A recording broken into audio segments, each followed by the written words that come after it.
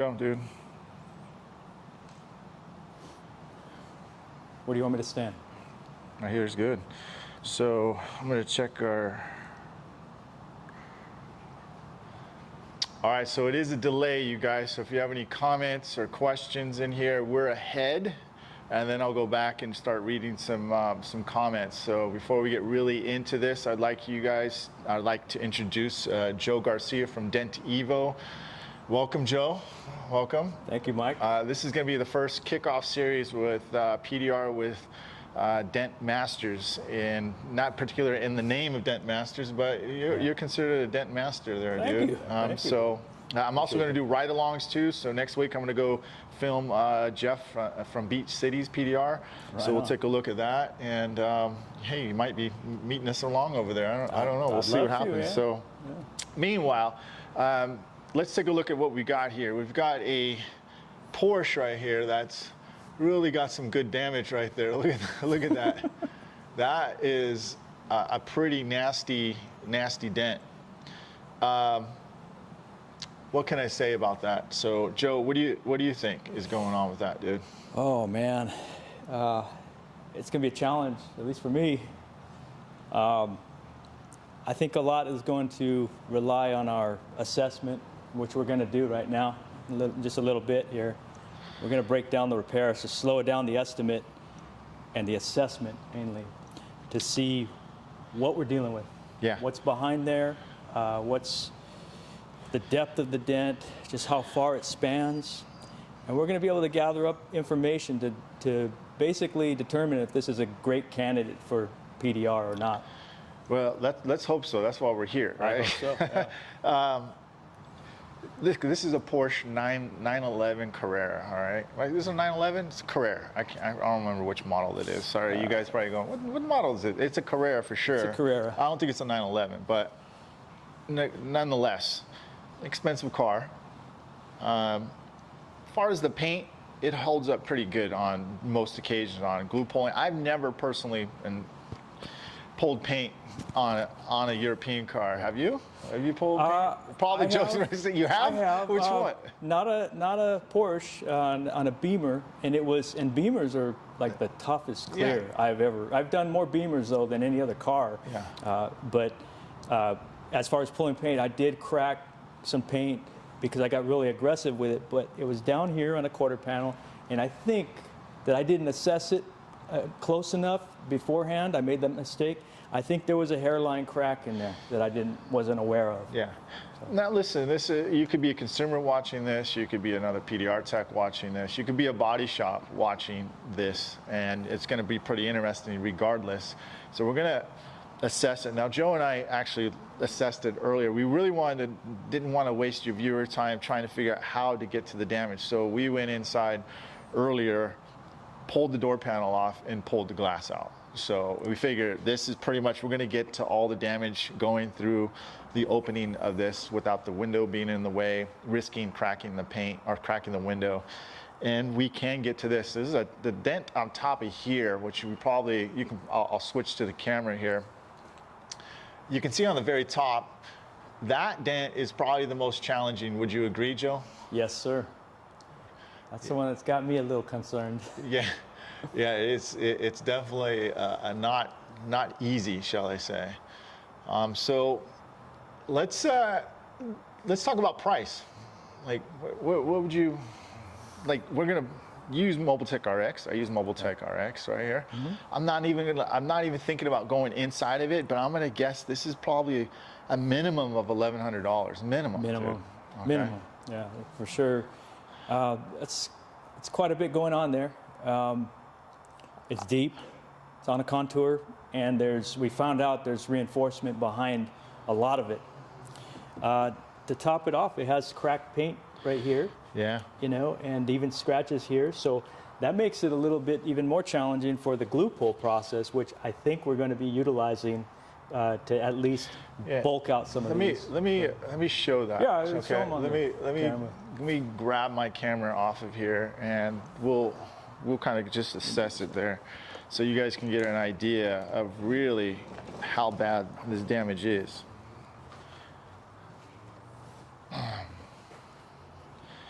So let's go here. Oops, I'm live and direct. Can you guys see that? Yeah. So Yep. here is this one. Look at this one. So there's the paint damage. Can they see that, Joe? Yep, you can see it. Go a little bit lower. Okay, I was just trying to get into the zoom. Gotta show them the paint damage. Yeah, there's the crack. And then there's the scratch right inside here. So let me just do that right here. Sorry guys, we are doing this live on spot. That kind of gives you an idea. Can you see that, Joe, or not? Yep, we can see it. Okay. So it's pretty deep, and then this one's pretty stretched up there. Okay. Right. So if you can hit camera 1 again, please. Camera 1. Yeah.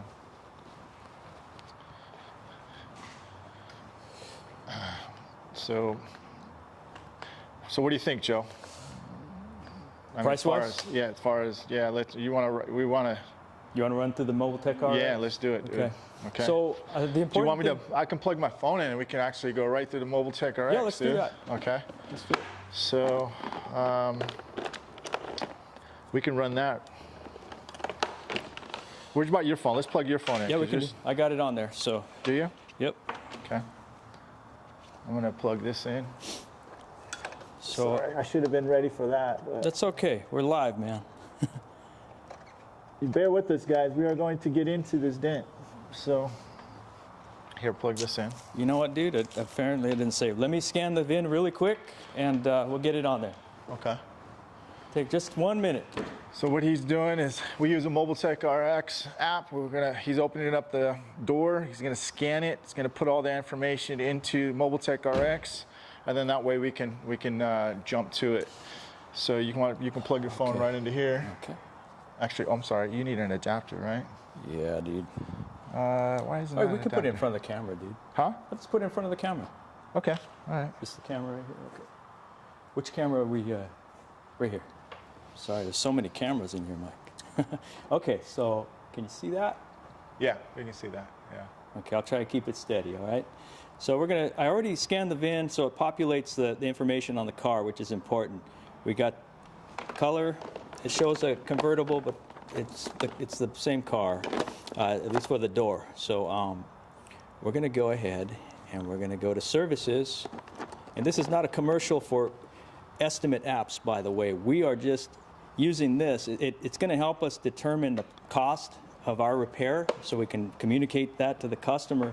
But more importantly, it allows us to break down the repair into steps and knowing exactly what we're dealing with, all the obstructions, all the different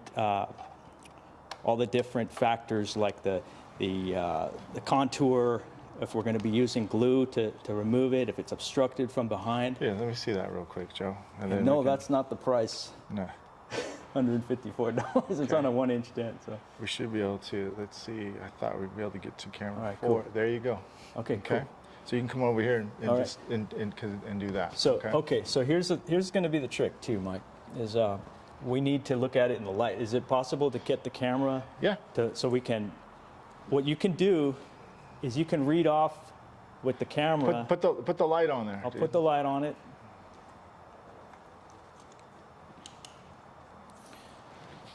There you go.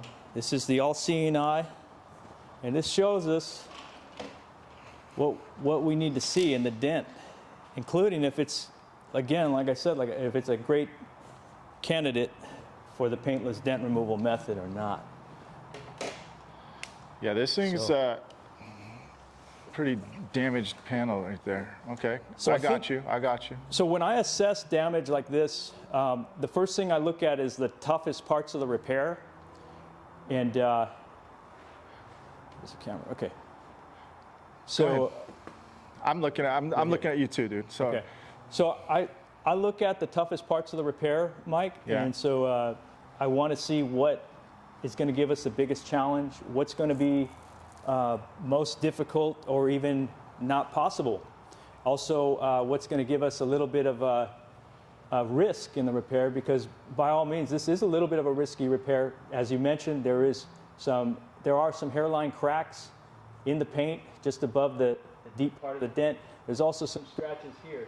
Now, automatically, I know that we're probably going to be using the glue pull method in this repair, which you'll see. Yeah. But that makes it extra risky because we could potentially pull paint and basically ruin the repair.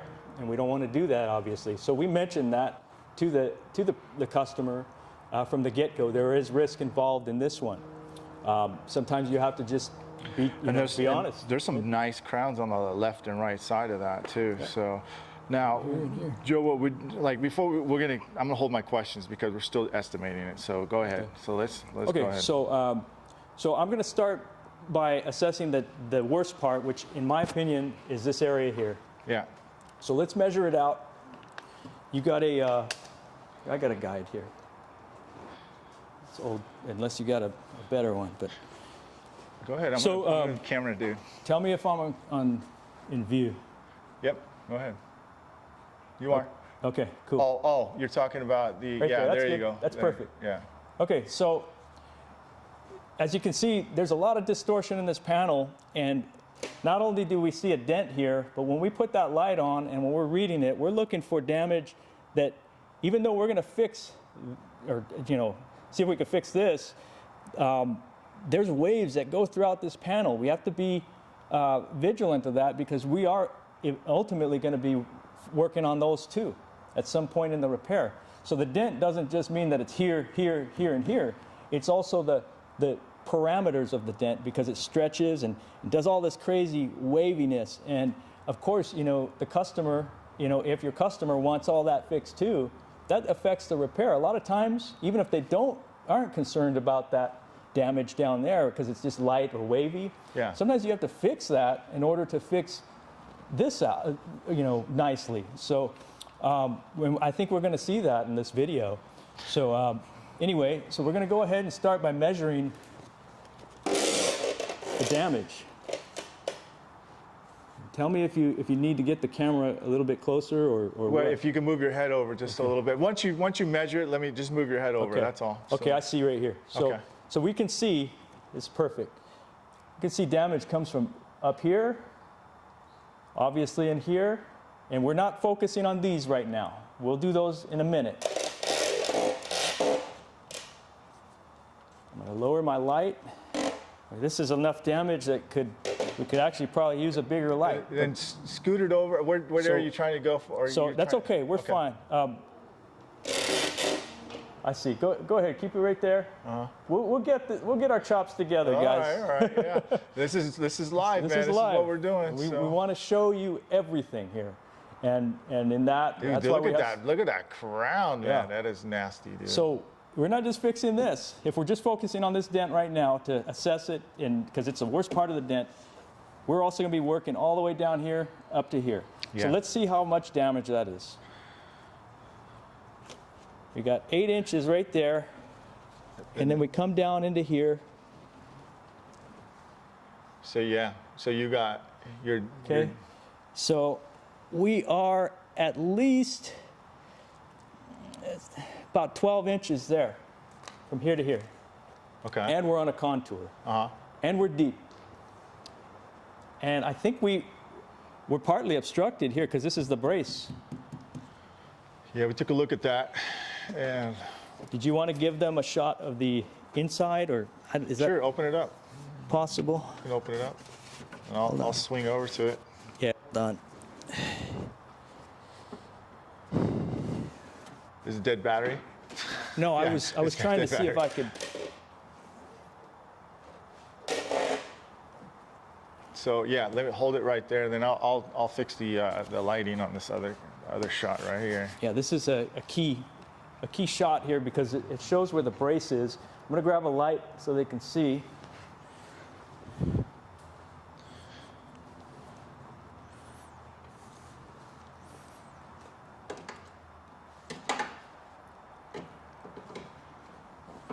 Yeah, that's we don't have a very good choices, shall I say, in that area. No, yeah. we don't. Or I can even shine it through there. No, we can see it? Yeah, we can tell that there's a brace that goes up It goes from down There's here cross beam, basically. up into here, and that's why we have that big crown here. So it's not totally obstructed. Wait, point again, though, Joe. What you So said? the brace goes from here up into here, like into here. Yeah. And it did a funky outward crease right here. So we'll be contending with that. Now, the question is, do we call this obstructed damage? Because this mostly is accessible, thank goodness, because it's going to make it easier to do the repair. But this is going to definitely get us in a tough spot. So it's going to be a little difficult. Good. So we're going to call it a 12-inch and deep dent on the body line with some obstruction. But that is that's a nasty dent, dude. That's going to put it through the roof, isn't it? It's a nasty dent, dude. That's just, we're just So talking okay, about so this let's. right Are you ready to go to show your Mobile Tech RX? Yep, let's okay. show the Mobile Tech RX. All right, go ahead and turn your phone on, and we'll switch over to that Okay. because that sucker, that dent ain't nice, dude. Look at those dents, man. You ready? I'll switch it over. Let me know when you're ready. Okay. I'll swing over. Boom. Okay, go for it. Yep. Okay, so we're at 12 inches, we're deep, we're on a contour. Thank goodness it's not aluminum, but I think we get High it strength to- steel, right? Is it?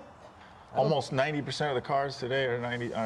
Now this is a 2003, so I'm not sure if it's high strength steel back then. So I don't think it is. We'll give them a break. How's that? Huh? So, and this is going to put it Let's through do the roof. picture. I'll do picture in picture too. So. Okay, so we got obstructed damage. So he's that? doing. And that's just for that center dent so far, you guys. And again, the price is, is part of this, but we're really trying to figure out how we're going to approach this dent, and even if it's a great candidate. I know. As you're looking into that, I'm like, okay, what tools am I going to grab here? And I've got some ideas too. So. Okay, so that's that one. Now let's go ahead and look at the others. We're going to just keep that on. So we're at 1171 just for that main one. Just for that main one. Okay. Okay. So now I'm going to go to the next part that's going to give us holy hell here, and that's, to me, again, in my opinion, it's this deep one up here, right on the brace.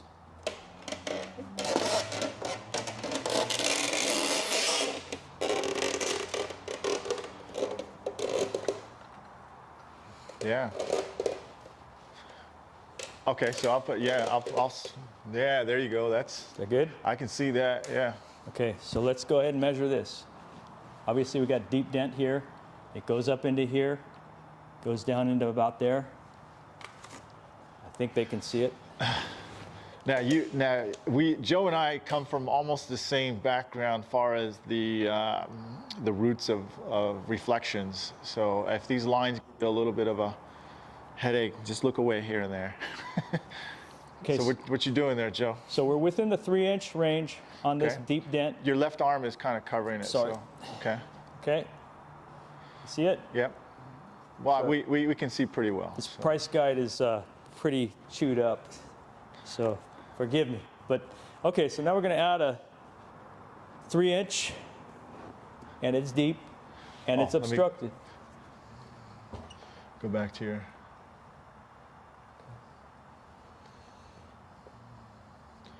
So you add it straight to there, or you just add here, or what do you do? So we edit the add dent here. It's not small. No, it isn't. And then we're going to do deep. Okay. I think we're going to be doing some glue pull on that. I think I forgot to put glue pull on the other one. We can go back in there and do We'll go that. back. Yeah, we can always adjust that. So we really want to give you guys a true. Let me go back to here so I can get in camera. The main thing about talking about doing this, look, we may not be super successful on this repair, okay? It is what it is. This is real life PDR. Not every dent is going to come out perfect. Not every tech is, Bryce Kelly. But in general, we want to educate everybody, including our consumers, the body shops, what our capabilities are, and what we can do. I know Joe and I are going to have a really good chance of being able to get this out. Now we just want to strategize. Would this be worth it if we wanted to charge, like try to keep it under someone's deductible? Heck no. I mean, because I would say our motivation halfway through, when it gets hard or in the beginning, we don't want to do it. And then we say it can't be done. This is a Porsche, yes, we know it is. And this is a real repair. We are getting paid for this, Joe. So Joe probably didn't know that, but I am telling him that. This isn't like staged repair.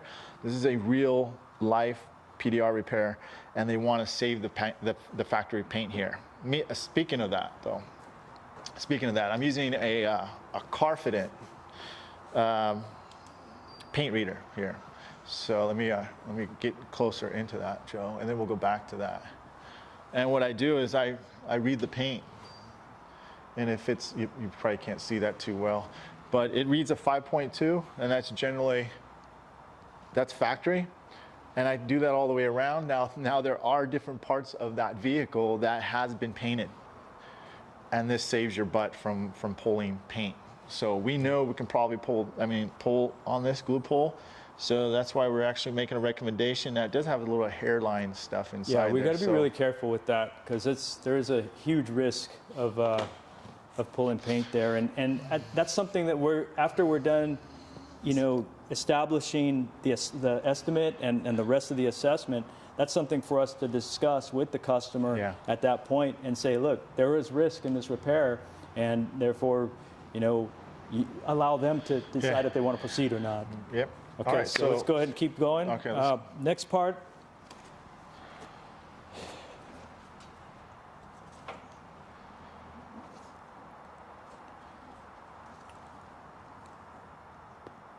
So what are you looking for? The other? Did you already get the other? Where are we at as far as the estimate right now? Okay, I think we're at 1,600 and change. So let me do this. Try not to put my password in. No, I don't put it on the camera yet until. Oh, okay, thanks. Okay, so far we're at 2142.40. Okay. You just lost a bunch of viewers. But bear with us, guys. We're going to show you what our process we're is. We're gonna get in there, dude. So okay, so we got it set up for the next dent, which, let's see what we got on camera here. I think okay, so we got right there. All right, we'll use this one, do this one. So these other dents, there's like 3 of them. I think there's a few little baby dings, kind of scattered about, but mainly the next 3 are going to be this one and then 2 over here. But those are going to be the next challenging. They're definitely fixable, and so we're going to assess those and price them right now, and then we'll see what all we have. So this one, since it's on camera, we are looking at approximately 4 to 5 inches, about 4.5 inches. Okay. So we qualify that as a 5-inch dent, okay? And it's a crease. And I'm gonna just open the door because I wanna look at what's going on behind it. Because I think, we could technically glue it. It is older paint too, so that makes it a little bit risky, in my opinion, to glue pull. We have ways of mitigating that risk, but it's still a risk nonetheless. It is obstructed.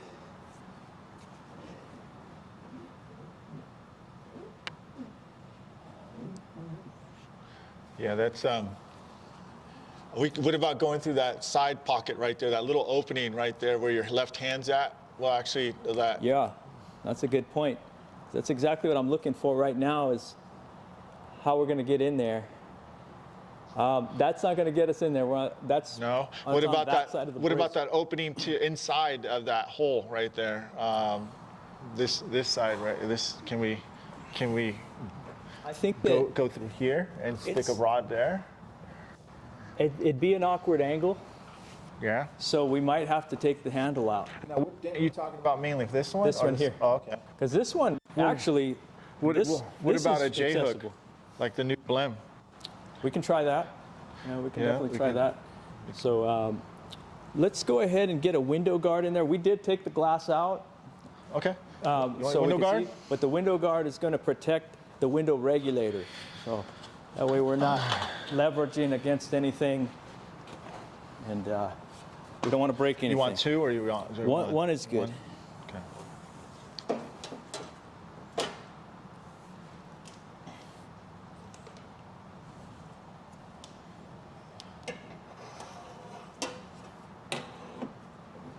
I'm inspecting right now. I'm Yeah. not fixing. So let me get this on. Where do you prefer the door, man? Right there's good, yeah. All right, so I'll try and stay out of the way. You can see it. You got the main screen, so you can see what's going on right there. Okay.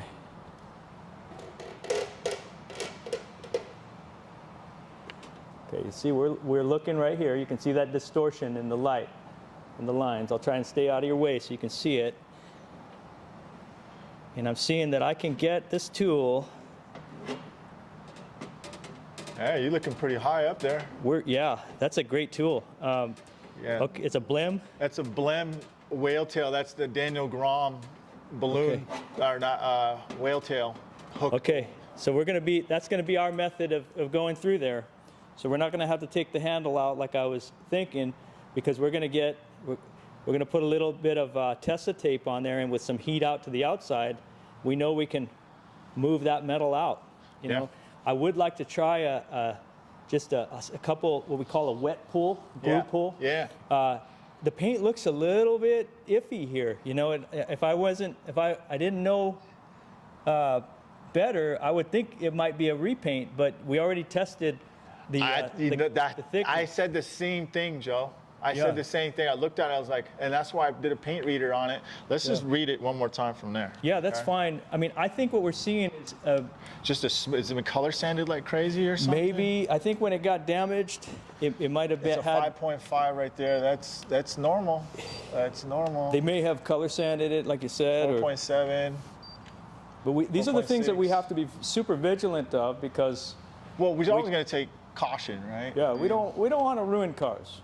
That's for sure. 4.6. Okay, so this is factory. Okay. Over here, it's not. It's 8.6. It's 11. I already read it over there. So. Yeah, the goal here is a factory spec repair, or at least as close as we can get to it. Yeah. All right, so we said 4.5, so we're going to measure that as a 5-inch dent. We're going to enter that in there. Okay. Yeah, this thing should be there. There we go. And see, that's the crazy thing. It's on that contour. It's kind of on a roll. Let's just rough it out, though. I mean, let's just get a general. Okay. I mean, just go worst case scenario. I mean, like Yeah, I always fine. would like to hit it up a little bit higher. It's a Okay, medium. when it gets hard. It's a medium depth. It's not. I wouldn't call that shallow, and it is on the contour. This thing has been. I think it's been color sanded, man, because it's smooth in some parts. Like you said, Joe, you and I are trained. Like we can see the texture in these paints. Okay, so that one we're looking at 621.86, Okay. and then again we'll talk about the price after with the customer too. And Okay. let's go ahead and finish this assessment. We're just seeing like worst case scenario what we're dealing with.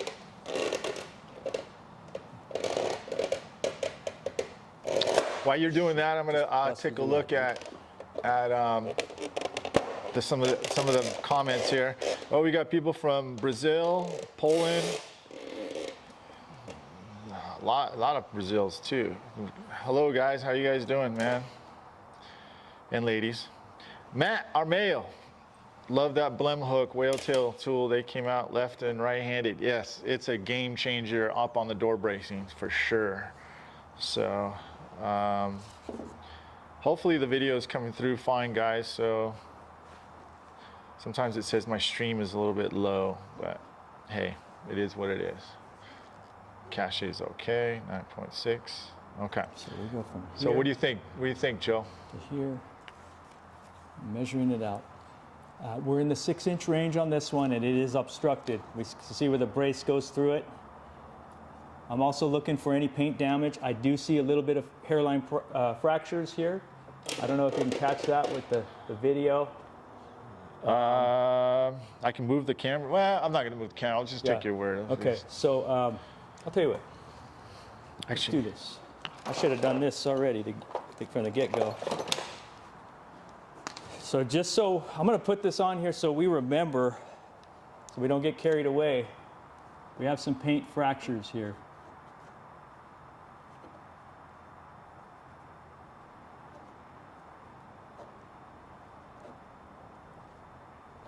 Okay. We've got. So dim that light down a little bit.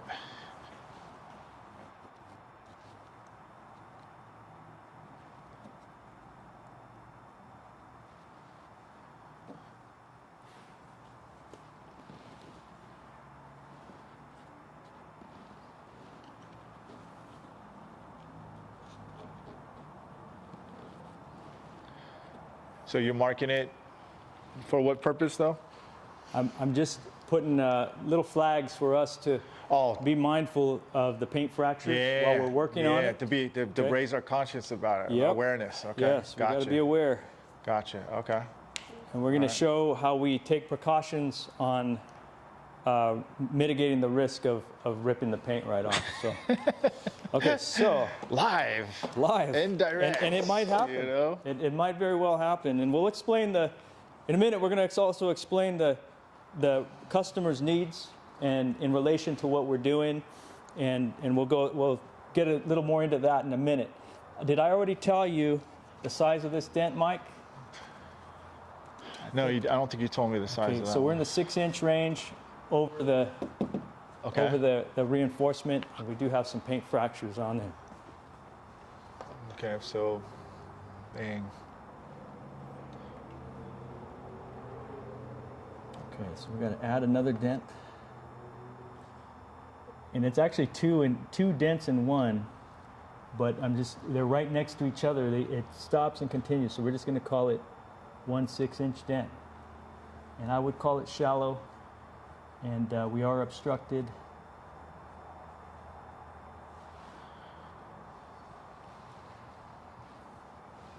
Bear with us, guys. We're going to get right into the video, into the repairs. We're just setting it up, the assessments.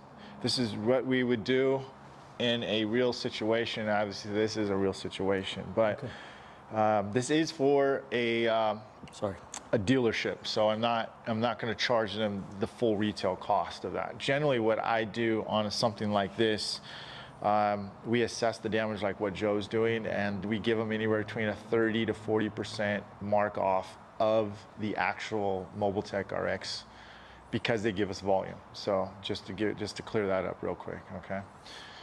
Here we go. Okay, so we're going back onto here. All right, Joe, let's go. What do you think, dude? One last thing. I'm just going to check over the door and see if there's any other damage that is part of this. Like I said, I mentioned there was one little ding here.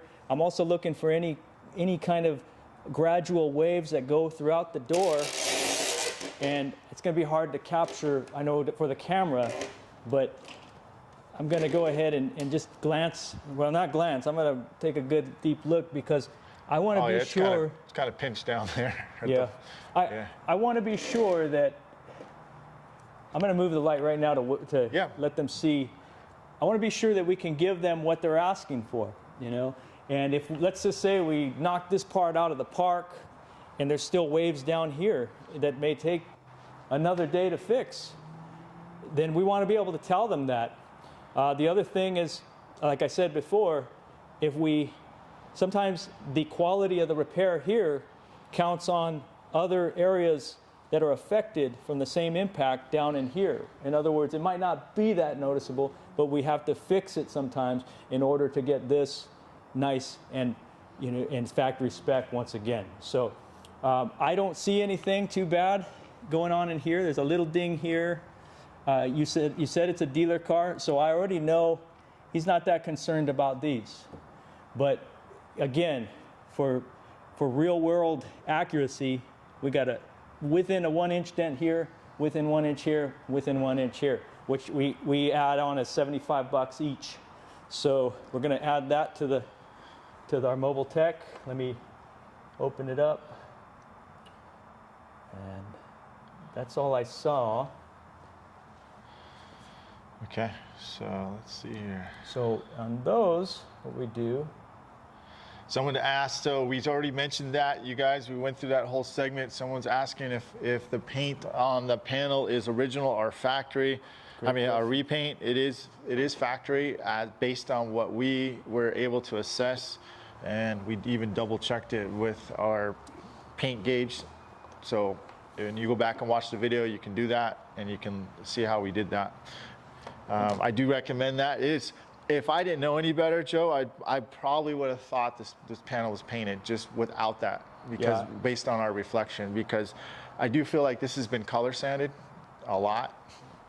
Because it's very smooth, but on the other part of the panel, there's some texture.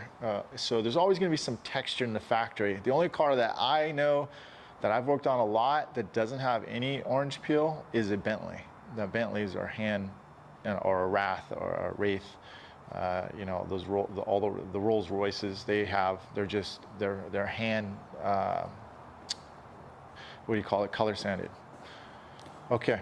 So what's going on next? So we've got our total, if you want to show it. That's our total. That includes all the damage that we see. It also includes what we call R&I. That's remove and install parts and components. We had to remove the interior door trim and the glass. And so those came out. That's going to allow us to remove this damage to factory spec. Hopefully. We still need to see how that metal is going to react. There is that. That also. So okay. So basically, I'm gonna get a little more. I'm gonna show your paint fractures and your little notes that you made here, and then you can switch it to camera 1 for me, please, or camera 2 in a second here. Just tell me when.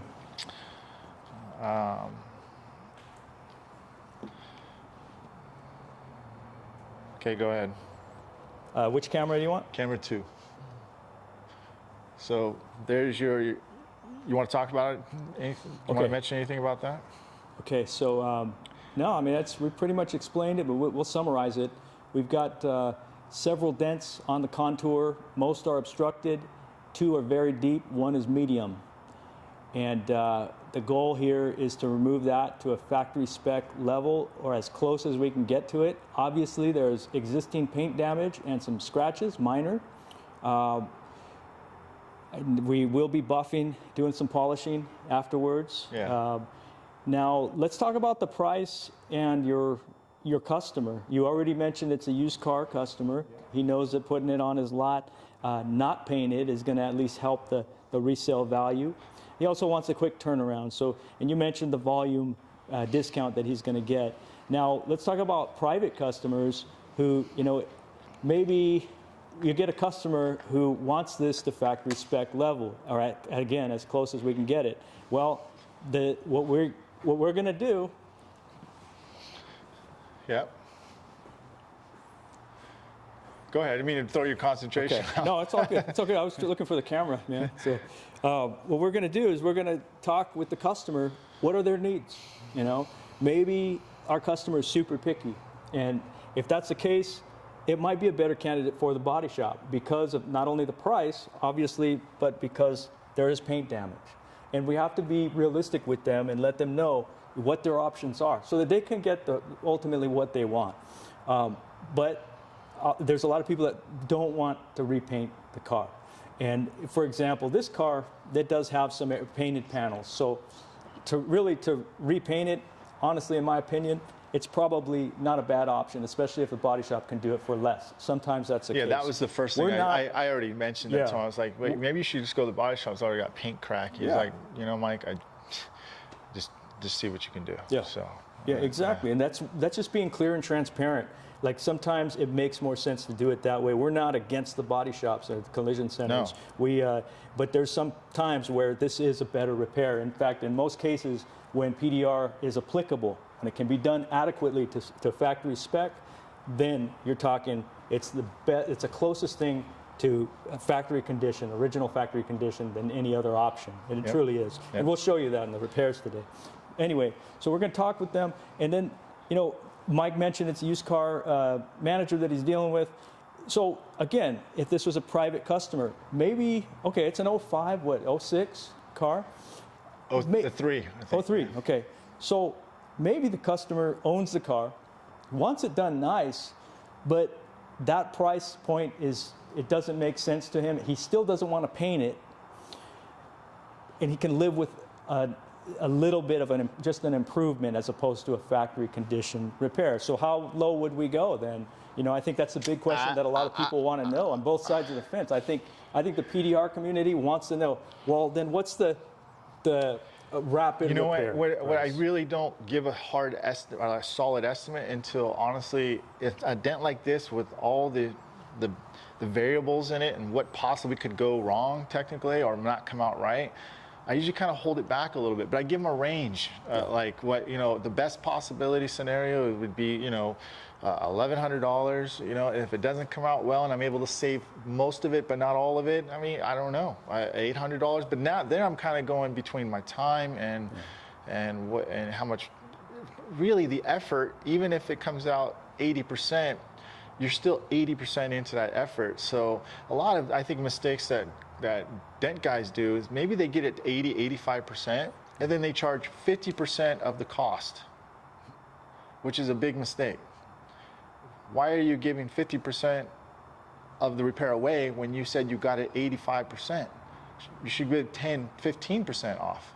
That just makes completely sense. So I find, and the reason why is because I used to be guilty of that too back in the day. Okay, and it just doesn't make sense. A customer's if a smart customer's going, man, he gave me 50% off when he said he got 85%. Shouldn't he even give me 15%? That's another thing. That's a whole different story. But that, to give you an idea, that's what I'm assessing right now. So let's face it, it's going to be a really, really challenging repair. And you know, you mentioned it earlier, Mike, about having the motivation, the incentive to give your customer your best work. And what is that money, that number? And that really is very unique to the individual doing the work. Yeah. You know, if somebody wants to do that for, you know, a little bit of, you know, half that price, good luck. You're spending still 80% of your effort to get it even 50% to where it needs to be. That's my point, though, too. Okay, the effort is not going to change. You know, if someone wants a cheaper price, the same effort and skill and experience is going to apply. And so, anyways, that's my take on that. Yeah. So what would you charge, and then we can get into the repair. What were we at? Because let's see. This dent is nasty. Yeah. I think so. We're at 37.15. You know, I'd like to keep it at that number, even just to, like, I think if somebody just wanted me to rough it out and make it better, again, we can talk about this stuff all day. I'm going to address Phil. Okay, Phil says there's no way somebody would pay $3,700 for a repair like that, especially if it's not going to come out all the way. Now, we didn't. First of all, we didn't say we're going to charge $3,700 for this repair. Second of all, we said that this is what if we could, and trust me, guys, we're going to try to get it out as best we can. If we get it out 90% plus, we're charging $3,700, okay? Not if the paint wasn't compromised. Again, we're using this as a demonstration. If this is a brand new Porsche, they're going to have to paint not just this door, that quarter panel, that pretty much the whole side, because it's right in the middle of the panel. This is a $5,000 repaint, and nobody wants to lose their factory finish, especially on a Porsche owner. Maybe somebody does. Maybe they don't. That's not that important to them. But you're talking, it drops 25% of the resale value of that repair. There are customers out there, just because you think, and that's, remember, we're our biggest enemies, is because we think that we can't get that price. We make it reality, and that's not true. So that's why we have these Mobile Tech RX apps. Why do you think body shops have the Mitchell systems? They don't want to pull numbers out of midair. They have a system, and that's what we have. So if you don't have a system and a price guide, you won't be able to justify your cost. Do you have anything to add to that? Absolutely, great answer, and that was a great question too, Phil. I think that that's why we're doing this. My camera went dead. Sorry. Okay. No, that's why we're doing this, because we want those questions, and because that's a challenging question, and it's not an absurd question, because you're right. A lot of people are going to say the same thing, and the question that we need to ask ourselves is, what does our customer want? That person, that individual that's standing before you or asking you through mobile text or whatever, what do they want? It's really their decision, and then what do we want to be incentivized to make that really nice and do the work that we love and give our customer our best work? What is that number? It's going to be, it's called, perceived value, right? You might perceive it different than I perceive it, Mike, and as Phil and anybody who's watching this, and your customers, and everybody who sees you online. We're in the information age. We are in transparency mode at this point. And I truly believe that there's work for everyone, and that the customers out there, the consumers, they want to know, okay, what does Phil have to offer, and what is his price going to be for this repair? Can he explain that to me? What does Mike have to offer, and what is the price going to be of the repair? What is Joe? And then they're going to decide. They're going to take that information. They're empowered to decide what they want to do. Maybe that's going to be, let's go with the body shop. Who knows? But we have to be okay with that. And Phil, you probably jumped right into the end. I apologize, but we were giving scenarios about what's going on, and we did mention that. I just go ahead and watch the video again, so I don't want to re-explain what we just said. So you'll probably understand it better if you watch the whole thing. Okay? It's a great question, though. Okay. And we appreciate those questions. And we do. Because we get asked that every day. We like the feedback. Okay, so you ready to jump in what we think we're going to do? Okay, yeah, let's do that. Okay. We got to move forward. So. Okay, I'm gonna hit this record button over here too. So. All right, so now you guys been waiting, like, all right, finally to get into the juicy stuff here. I'm thinking, well, we want to use some heat, right? I'm thinking about using some, like, as far as like upfront tools, we want to use the hook we were just talking about, right? Yep. I'm thinking about using a pivot tip or a crown jewel tap down, something like this. I'll get in that a little bit closer, guys, here. Something like this tip right here. I'll go right here too as well. So what this tip does is this is the pivot tip from Hayes Freeman. You know who that guy is? Yes, I sure do. That's the popcorn guy. And basically Kiko manufactures it now, and you can see it on there. And what's good about this tool, personally for me, Joe, is that I like it because it can tap down without making severe lows or any punishing, like, shall I say, lows that you have to go back and fix. It flattens it down, especially in this area right here. Yeah.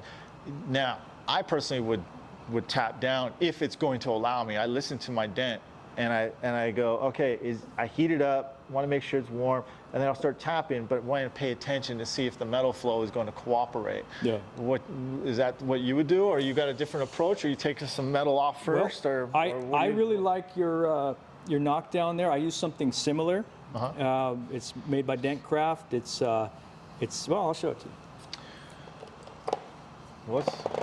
I also use an Ultra for stuff like that. Which camera are we looking at? Right here. Okay, so we got, these are Dent Craft, a company called Dent Craft knockdowns, and these have the adapters, the 5/16, 18 thread, and this is an Ultra little knockdown tip. You can also use it for pushing.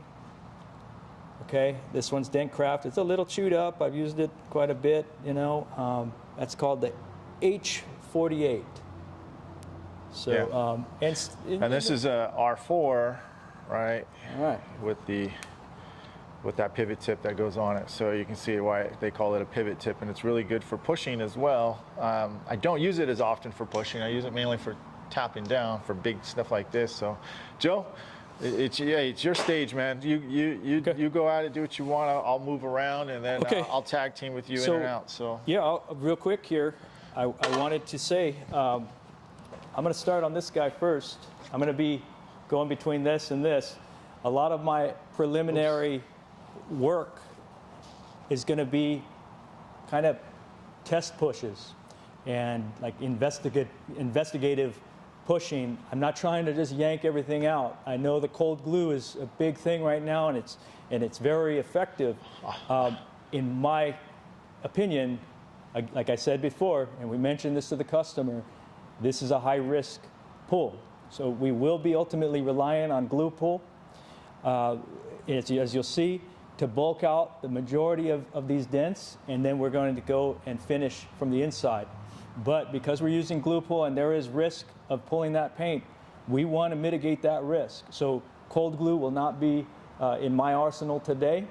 It seldom is, but to be honest, but that's just because I haven't adapted to it yet. Yeah. I've seen you, Mike, and others like Shane Rosas who just have proven me otherwise. No, it's really good stuff. The Glexo, especially. I agree, though. I wouldn't cold glue that either. It's too much of a shock, especially when you got that fracture right here on the top. Yeah.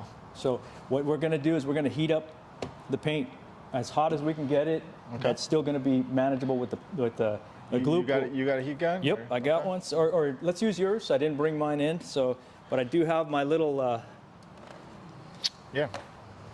A little coffee warmer here for the tabs. Okay, let me get my lifter. Yeah. Okay, where'd it go? I can go grab mine, Mike. I'll just grab mine. All right, my students misplaced it somewhere. I don't know where we put it. Be right Sorry, back, guys. So I'll talk to him. So I appreciate you guys. Let me read some comments here before I get into it here. Let's see here. My job to do. Okay, I'll read back. They don't want to repaint it. Okay, let's start pushing. Okay, Victor, I could tell. Yes. Look, Victor, the devils are in the details, man. You've got to understand a little bit. Later on, you guys can come back if you want to watch this. For the hardcore, passionate PDR techs and anybody who wants to learn more about this, you understand and you do appreciate what we're doing. This takes a lot of time to set up. And yes, I understand you want to see us push and go right into it, but we will. We're getting into that right now.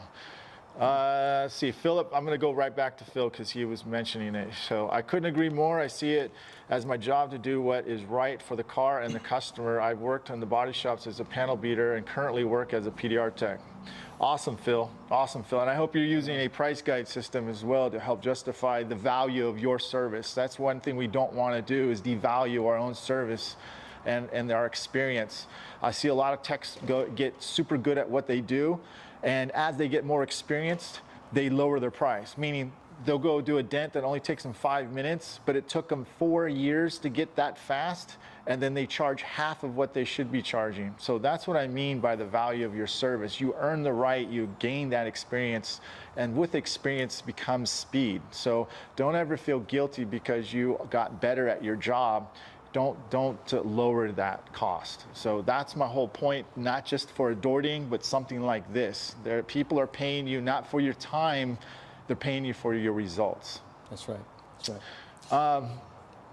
It's always going to be tricky price with the bigger stuff. It's not if you can justify it, though, Phil.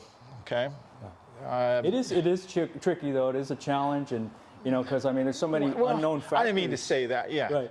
But if you're not trained right, that's why we're doing this, right? We're helping understanding the importance of going through the whole thing. If you don't look, if you pull a number out of a customer and you just hit them with a big price, of course they're gonna friggin' like be super surprised, you know. Anyways, we're not gonna get into that. Listen to my podcast. Joe and I get on our podcast. We're gonna do a post podcast in another week or two on there. Go to denttimepdr.com. Check out the podcast on there if this interests you, and breakdowns and trainings and different things like that.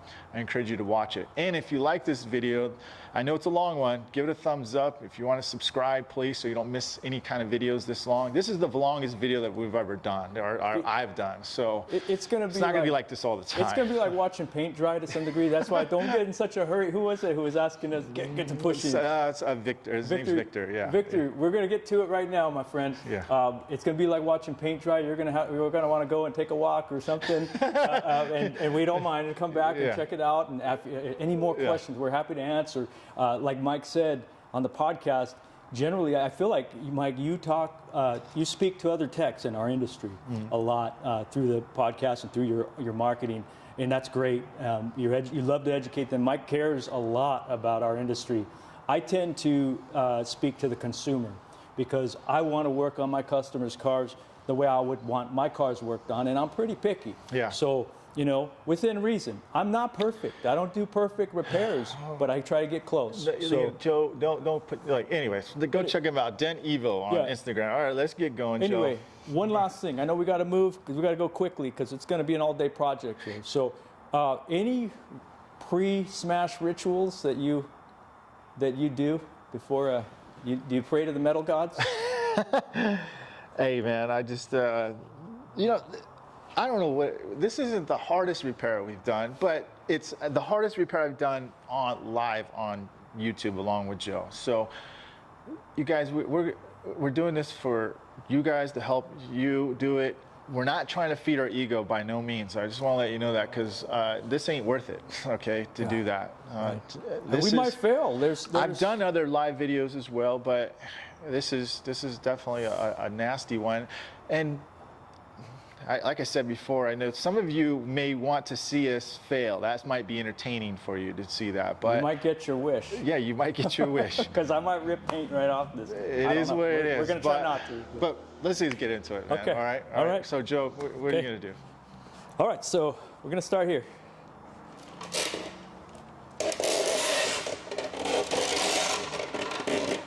I was talking to our mutual friend Chris Brown the other day from Dent Patrol. Oh, yeah. Out in Simi Valley. Yeah. And we were talking about like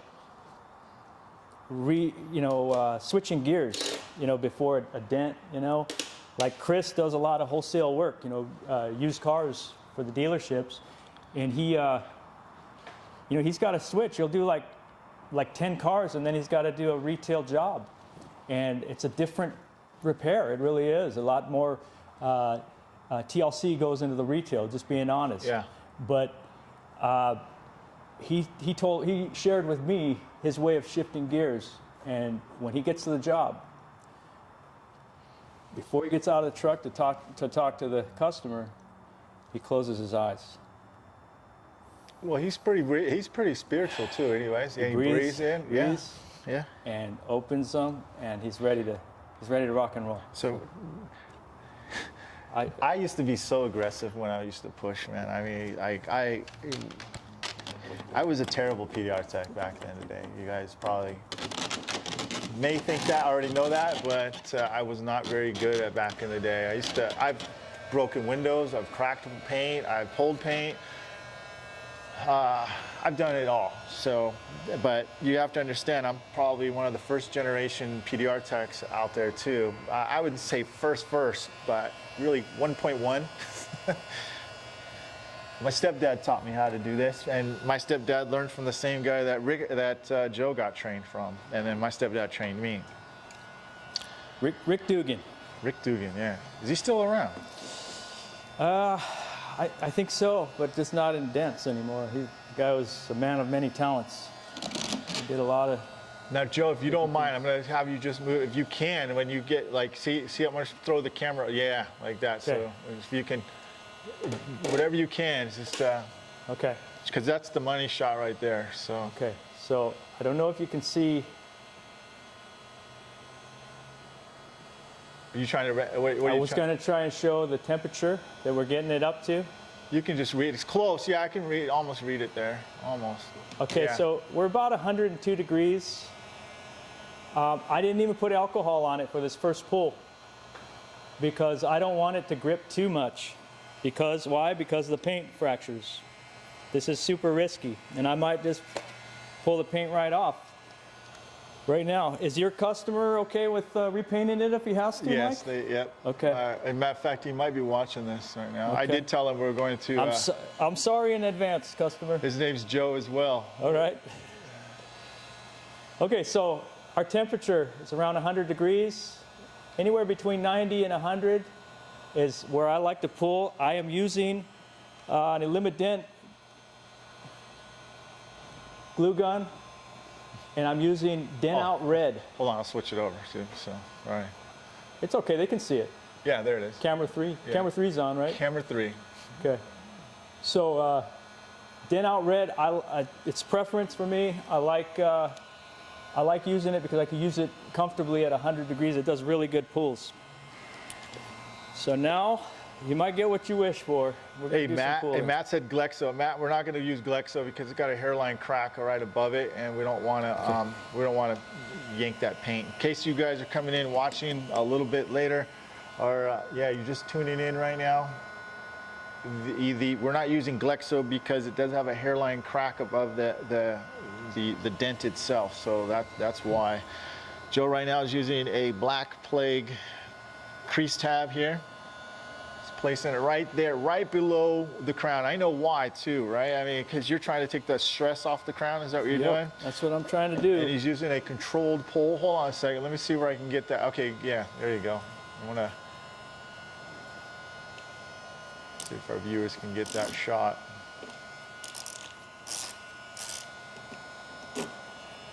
He's going to set it up, and he'll move his left hand out of the way. I'll get out of their way right now. Let me just get this adjusted. Now, I'm also keeping it pretty warm because I want to do what we call a wet pull. Just a little bit, keeping the glue a little. So you're keeping, so that's an interesting technique. I don't want to, you keep a little heat on it. Yeah. Huh? I don't want to rip this thing right out right now, Mike. That's the last thing I want to do. He's got his heat gun underneath Joe right there, okay? And then this is a little block right there. There you go. I just want to do a little test pull. Okay, we're not trying to rip this thing out right now. Can you see it, Mike? Yeah, well, I can see as long as you don't keep your hand. Yeah, there you go. Yeah. Okay. So the tabs are going to come off. I saw the metal moving just a little bit. Again, I'm taking baby steps here. And yes, it's going to slow down the repair.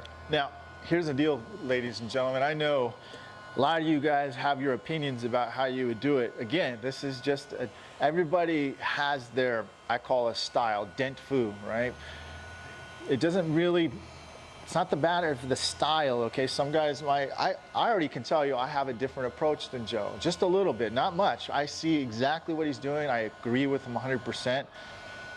But I know some of you guys would go, I would tap down, or I would do this, I would do that. Again, this is, please, just suck it in and see if you guys would agree or not agree. If you don't agree, like, give us your thoughts what you would do. Yeah, absolutely. But this is a community here. We're trying to just help educate the all-around everything about this. Okay. That's right, and that's how we learn, because we want more ideas. I'm not too proud to get schooled, you know.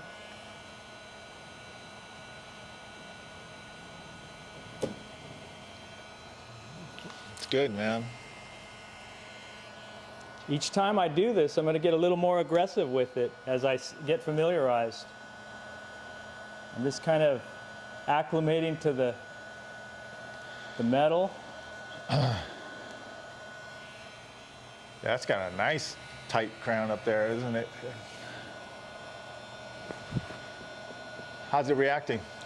We're getting a little bit of movement. I'm really concerned about that paint, not just the chip up at top, but the fact that it has scratches. It has some deep scratches in there, doesn't it? Yeah. So I may start. I'm doing test pushing right now, or test pulling. I want to see how much metal we can move just a little bit. We can't yank this out because there's cracks here, there's cracks here. And no, so I wouldn't do any yanking. The other thing I'm doing is I'm warming up my tabs. I've got this funky little Mr. Coffee coffee warmer in my tabs here. I'll put the I don't know.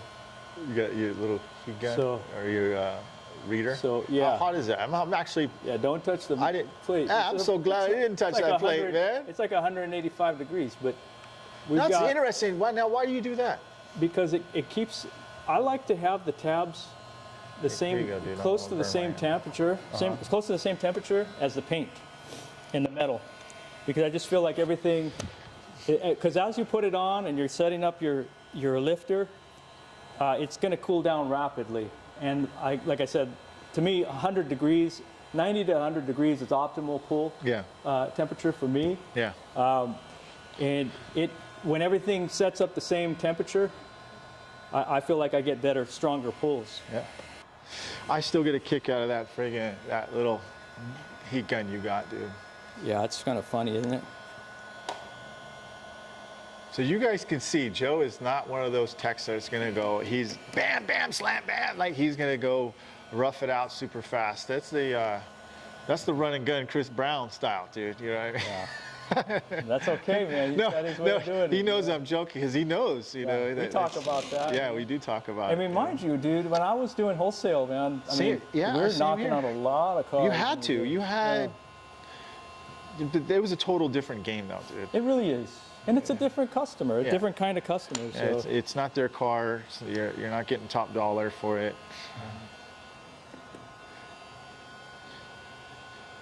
Yep. Okay, so now I'm gonna start using my... I'm gonna move this camera angle, dude, for this third one. I don't think I'm getting the shot I want to get here. So move this here.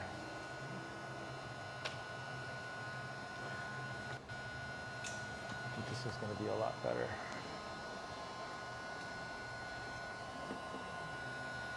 I might end up using your mic stand there for the heat gun, because my suction cup's going a little bit... oh, yeah. I gotta help fix yourself. that up. So the other thing is I'm trying to keep the whole panel warm, because we want metal movement, and that's going to encourage that metal to move just a little bit.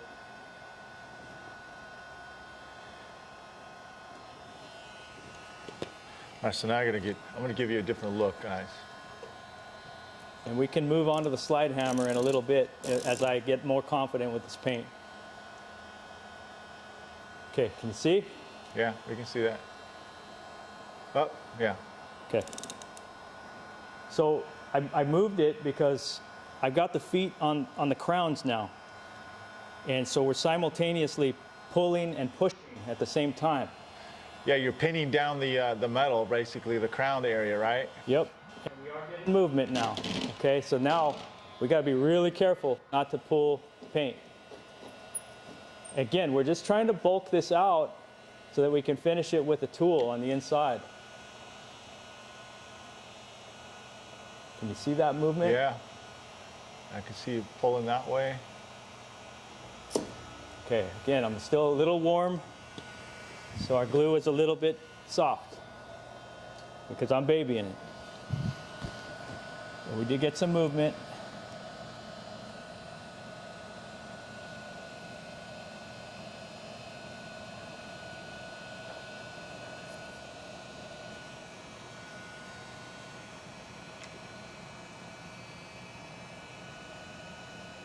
Okay, so I'm going to go ahead and start knocking down some of these crowns just to help us move more metal, and then we're going to bring out the bulk of this and move down to this part, and then we'll see about getting inside to get it at a flat level. It looks a little bit, looks like you did a little bit of work on it. It moved a little bit of metal, but again, I wasn't trying to fix the dent in one pull here. I really, those were test pushes, so.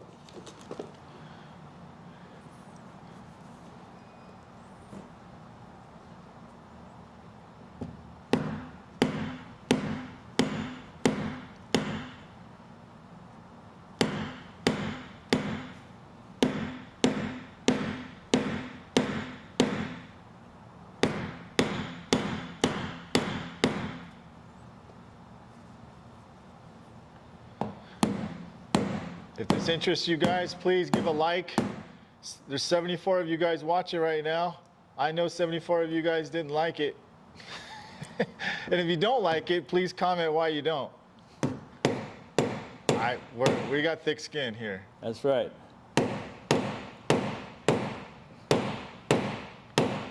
As always, if I don't get 50 likes, I just take it off.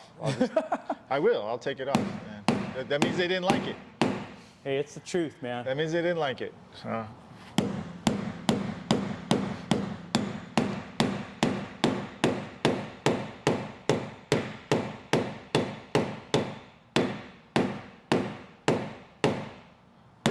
Oh, snap. Thank you very much, guys. We're jumping. Come on, give me the 50 and I won't take it off, please, okay? 50 likes.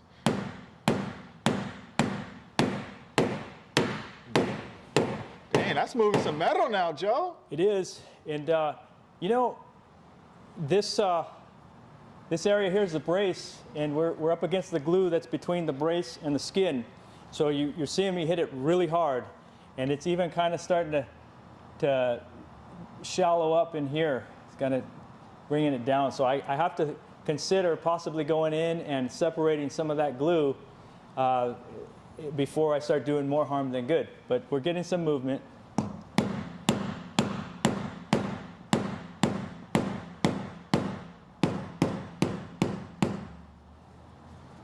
It might take us 4 weeks to repair this panel, but we're gonna repair it. I told you, You can't rush perfection, man.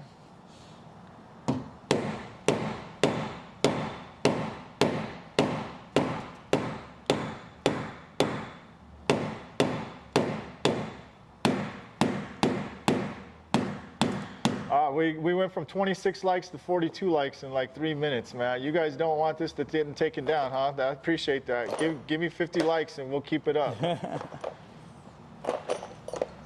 Otherwise, me and Joe will just go ahead and record this behind the scenes. Man. We'll just go back into our cave, right? Yep, that's right. We'll go right back into our cave. You can end that. Oh no, that's me. Oh. Somebody's calling on my phone.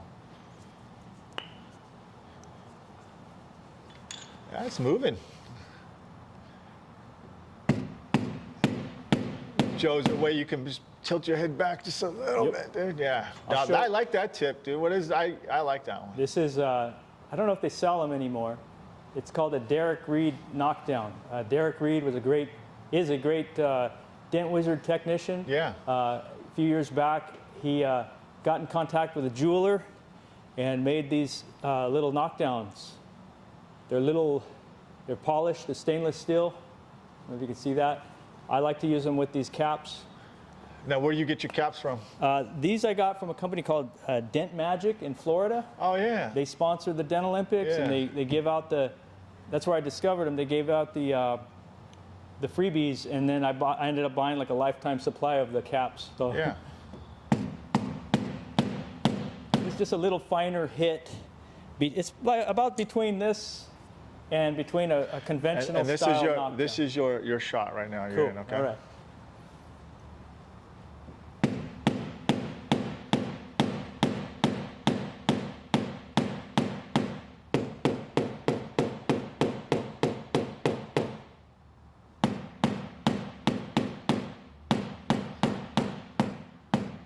Now what he's doing right here, ladies and gentlemen, he's knocking down those pinched lines. That's the area where it's high, and he's making that metal go out to unloosen the tension down below. In order for that deep part to start pushing, this reason why we're not aggressively pushing is because we got to release that metal, and that metal on the outside, that's where we call that the shock wave. That's where the shock wave got hit here, and even transfers all the way down on the bottom that you can see here.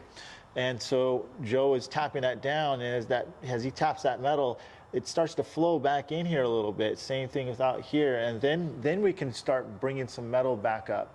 Otherwise, if we try to push too aggressively here without releasing any of that, we get locked pressure, and that's how you can oil can a dent, and then it can be really challenging beyond that, right, Joe? That's I mean, right. do you agree? That's right, man. Absolutely.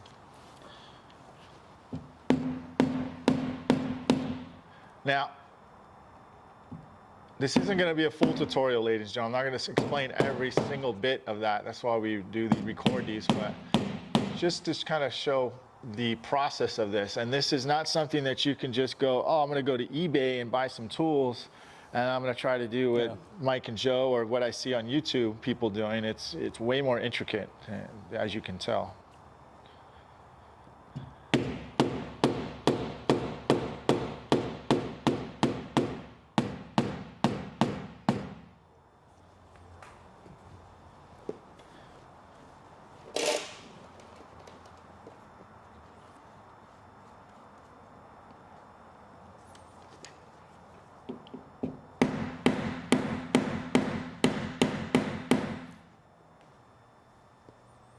Okay, so I'm gonna go. I'm not, again, I'm not trying to flatten everything out at once. Yeah.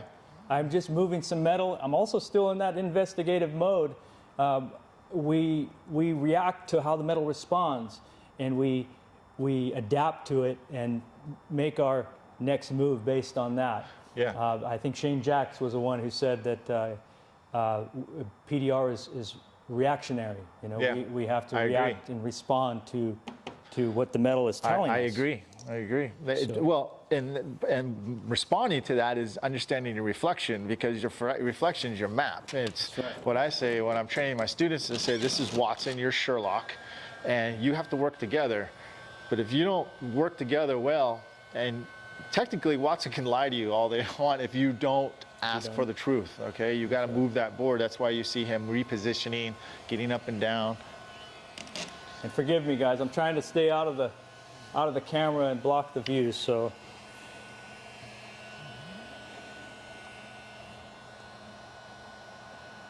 I see the reading from there. It was like 99, somewhere around there. yep.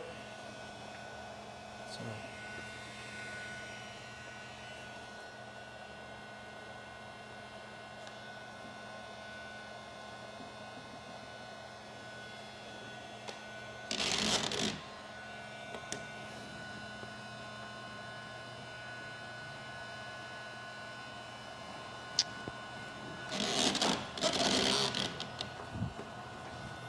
and so what I'm trying to do is keep the panel generally warm.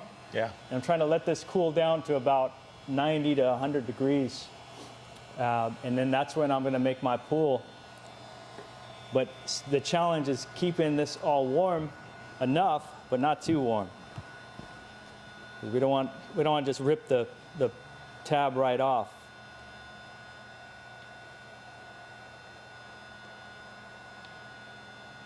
Okay, there we go. Yeah, I can read that. And the little dot on this thing is a little off, so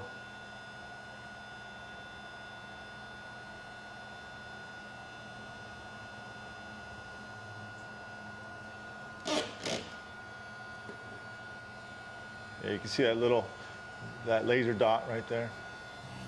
all right. I think I'm gonna try and just do a gentle slide hammer, see if we can get some movement.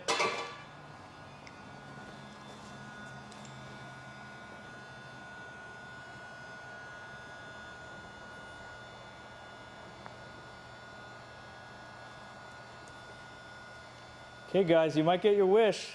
You naysayers. Those of You are. who- You're a brave mofo, dude. Here we go.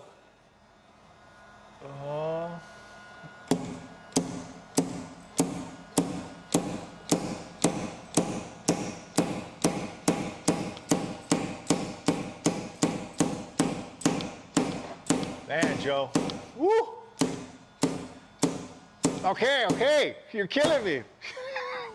All right, so I was. Oh you notice my I was kind of gosh, progressing. man. You- Getting more aggressive. Again, it's about reacting and responding to how that metal is, what it's telling you.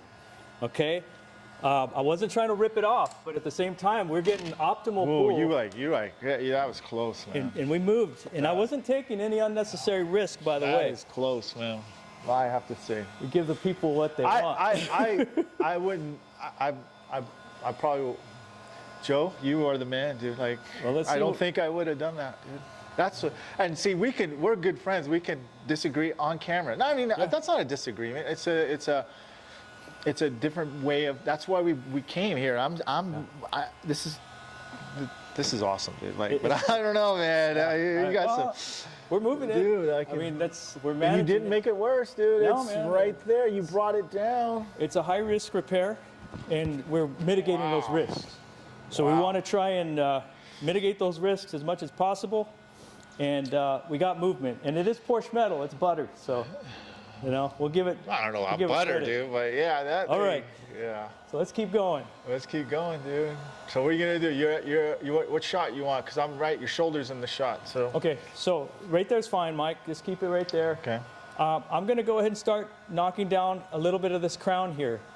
And then maybe a little bit down here just to relieve some metal. I may go in at some point and cut away the glue that is the bead of glue that's between the bracing and the skin on the inside, if that helps us to move this metal back in place. It might not totally be necessary, or I can even warm up this area, and the glue is going to be softer. Remember, this is a 2003 car, so that glue is really, really hard and kind of almost petrified to some degree. So it hardens over time. But if we soften it up with the heat gun and then do our knockdowns carefully, it might flatten out without us having to cut it. But for now, I'm going to start knocking this down. And I'm going to keep the heat on there because it's going to allow the metal to move just a little bit. I agree. I agree.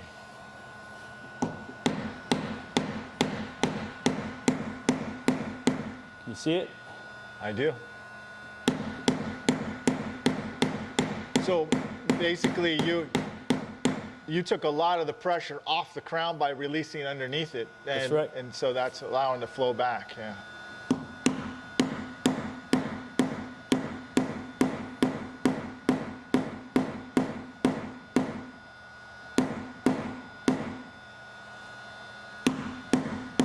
I'm using a rubber coated knockdown, hitting on the crack, the pre-existing crack there. Yeah, but you can barely see it in the shot. If you are on YouTube and you're watching this, you can zoom in on your computer or your phone, and you can barely see that crack up there. Yeah, and so I am still. I mean, it doesn't look like I'm being gingerly about it, but I am being very mindful of that crack because I'm hitting right on it, man. And I mean, do use some vigilance and caution when you're doing this. And again, you don't have. I'm not expecting to knock everything down all at once, even though it sounds like I am. I just want to see something here. I want to put a little light here. Stay.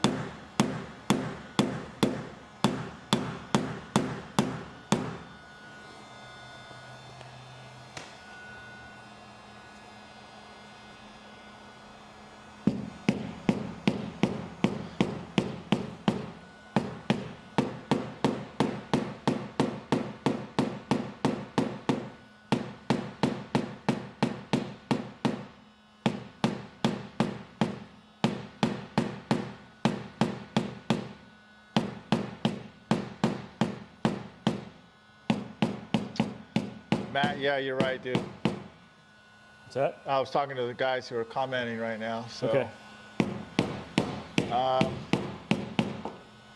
It could be a 9-hour repair. Yeah, it could be. I'm going to jump into a little bit as well with Joe in a little bit. That's a realistic 9 hours. Knew you are. But we're getting paid to do it for 9 hours. That's right. So the lines are very difficult. It's probably one of the most difficult things to if you're already a fog guy, it is going to be very, very difficult. I'm not saying impossible, but it can be very challenging.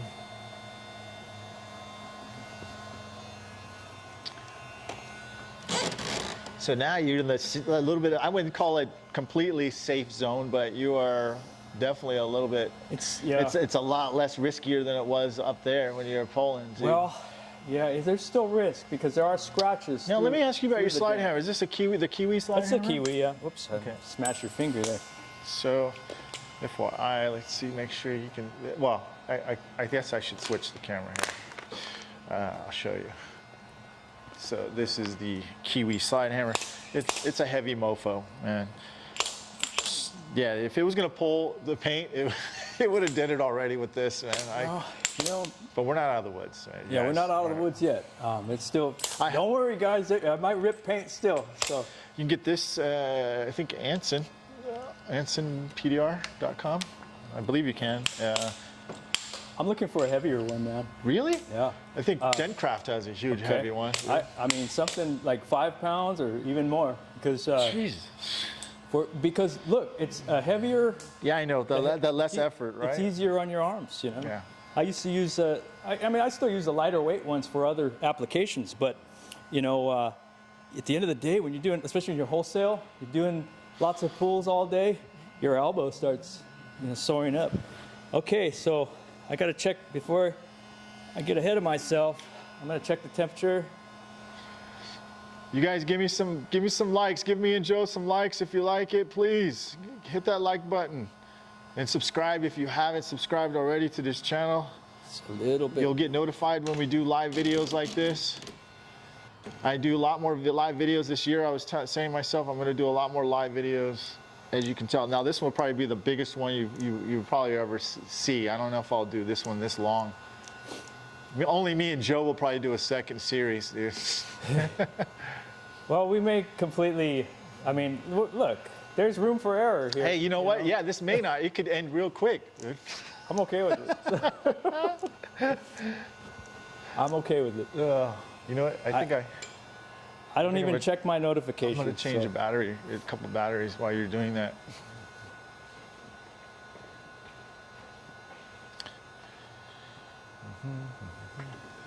It's still a little too warm. But we do want to pull it warm because, again, we're trying to keep that paint intact.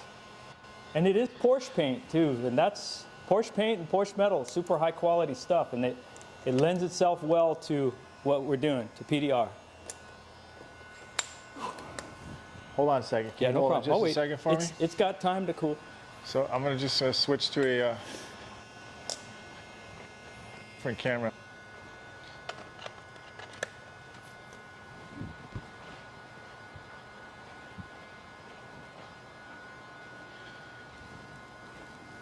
Go to the wide shot that way. I think we're not going to miss any action, guys. Trust me. I'm just making sure that you guys. I'll wait till everything's in. You know what? I should have got another power cable for this camera, but that's what happens when you do stuff in real time. Yeah, my dot, the little red dot, is a little bit off, and so it's a little funky.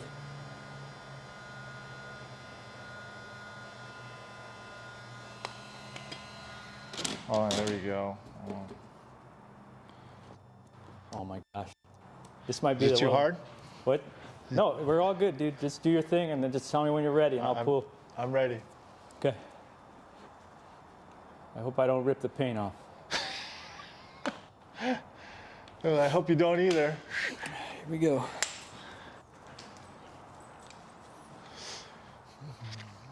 Let's see. Are we? Yeah, you got good point of view. Okay, here we go. You're gonna get a good point of view of the paint pulls. Yeah. I'm watching that stress. Dang. Okay, I'm gonna put a little more heat on it because Yeah. it's a really good. I mean, we can pull the dent out right now with this, but we don't want to pull the paint off.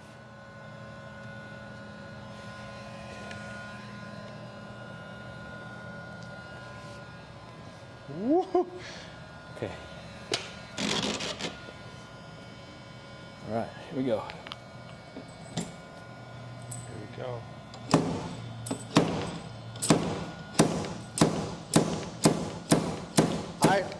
I personally think if this wasn't a Porsche or this wasn't, it would have yanked the paint. It's a different, yeah. I really do. That's true. And I would be using a different method. Yeah, so you do agree with me then? You pretty much knew that ahead of time too. I mean, you knew that, but. Oh yeah. I mean, if it was. I mean, if this was any other car, I wouldn't even think about doing that. You can with Audi maybe, Porsche. I mean, I've never pulled paint on a factory European car. That's just based, and I pulled a lot of paint. So. We've got some movement. Wow. That is looking, looking pretty steezy. Let me get a different shot, you guys. And remember, we can go in there and at some point start pushing too, because there is. So that's what it looks. You see the difference, ladies and gentlemen, between the truth. Okay, so there's a regular, normal reflection right there. It's the natural reflection, and then you go, boom, right here, boom. Oh my gosh, that's the truth. Okay. Here. Here. And then from a distance, so you can see that it's now the other dents are starting to look. It's all starting to look like an even playing field now, dude. We're making it manageable. Manageable. There you go. And honestly, once I get this one under control to a point where I know I can finish it nicely, I'm going to pull off of it before completing it and go up to that deep one, the other deep one up by the brace. And if you ever want to work on this at any point, Mike, please feel free. I'll jump in a little bit here. All right. Okay. Cool. I just want to tell some questions here. Let's see here. So again, I know some of you guys have some of your opinions again, but again, that's what's PDR isn't about one type of style and one way to do it.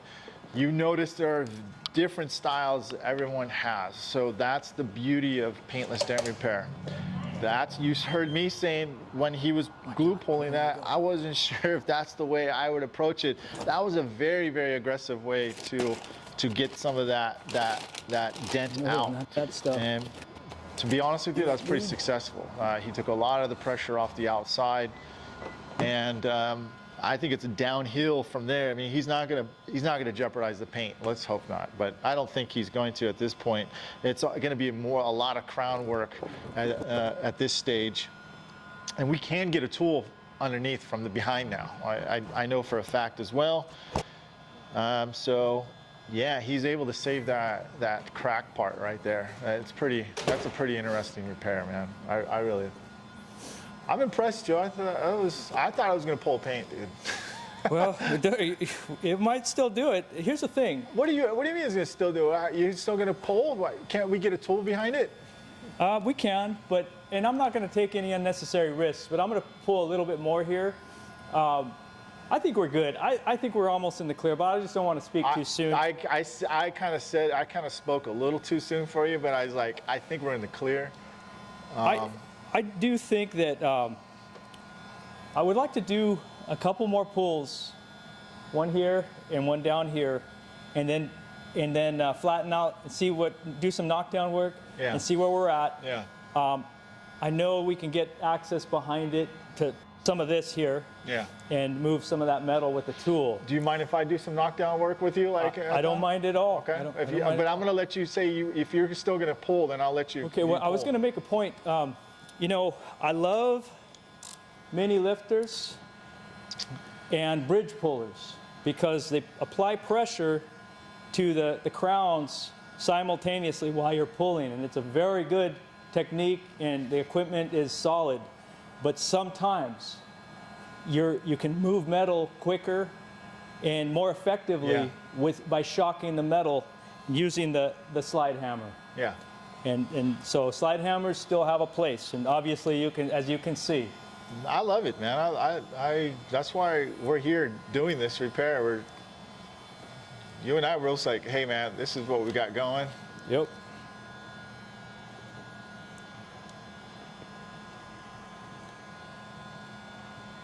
We are still pulling on the scratched paint. It's just surface scratches, mind you, but that makes it still a little risky. But we're mitigating that risk with the heat, using the heat.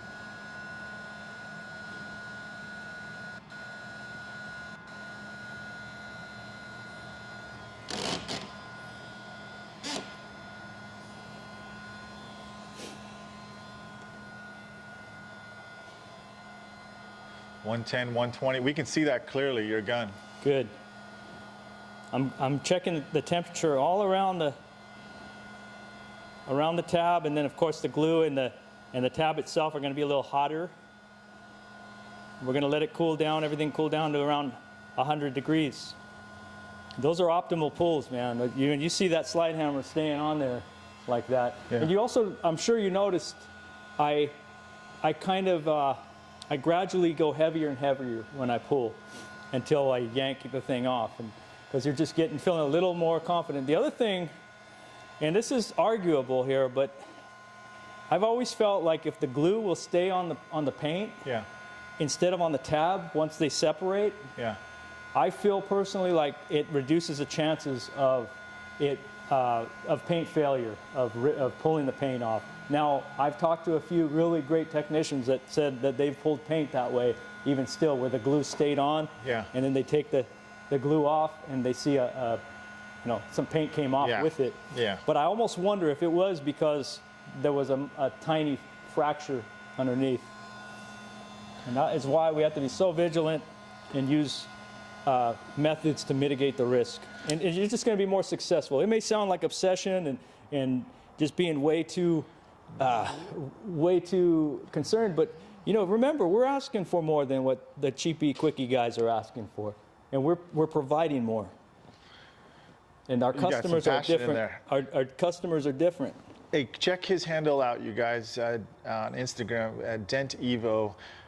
Freaking phenomenal videos, phenomenal work, educational as far as the consumer standpoint.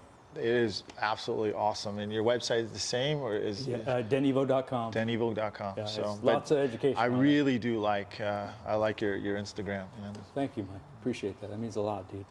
It means a lot, man. I'm really grateful for you inviting me to this too, man. I'm honored to be here. I was like, dude. you know what? I don't think I can do as good a job. Let me call Joe. Is that what this really is? Like I bet you can't do this, Joe. You're like Tom Sawyer, and you knew that I was a sucker. Okay, you ready? Yeah, I'm ready. We're on it.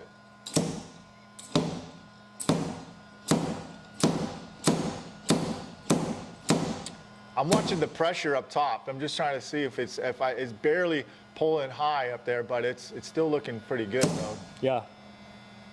Now, are you going for like, okay, there you go. Now, are you going for like for a full pull off, or are you just like trying to tug it to a certain point at that? What are you doing? Both, really. Yeah? Both, yeah, because I want to get some good pulls like that, and I want to bring a lot of that out. But gosh, that line, that split didn't get any worse, man. It's staying, man. It's not growing. That's another thing too. You have to watch out. Sometimes that paint could just grow a little bit. I mean, that crack could just get a little wider, longer. And you got a lot of heat on it too. Heat helps. I mean, so if this is really cold or outside, man, Yeah. it looks like gum. What glue is that? This is Dent Out Red.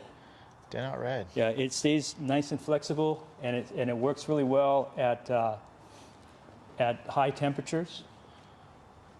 And it's not super brittle. Like even when it cools down. Yeah, a little bit, that drives me nuts. That brittle stuff, man. Yeah, I had used some a while back that was like I think it's called Fire.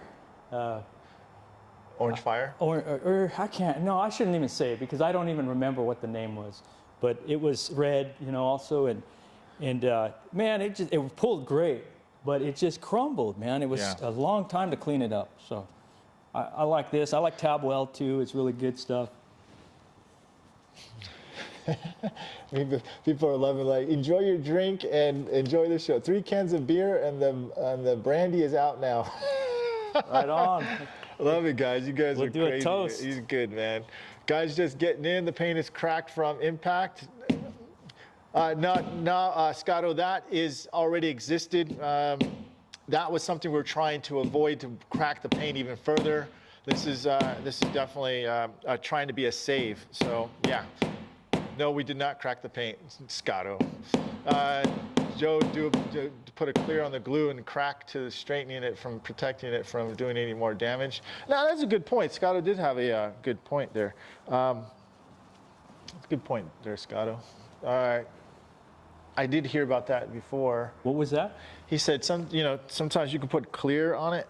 Oh, that's a good idea. And then let it dry and then pull it to keep it from spreading any further. That's a great idea. Yeah. I didn't even think of that. See, that's why this is good. Good suggestion. That's why I said you guys jump in here. John Scotto is one of my good friends too. And then you know what, Scotto? You just might make it, dude. You just might make it, dude. Okay, so that pull, we got a pretty good, significant amount of pull there. Yeah. But as you said, it was kind of pulling the areas around it now. So I'm going to go ahead and see if we can use a mini lifter just to pull a little bit of this and keep the crowns down. And if that doesn't give us enough direction and progress, then we're going to go ahead and see how much of this dent we can get to with the tool, and just get it under control, and then move up to that deep one there and see what we can do with that one, because that one's going to be actually, I think, maybe even tougher. So here we go.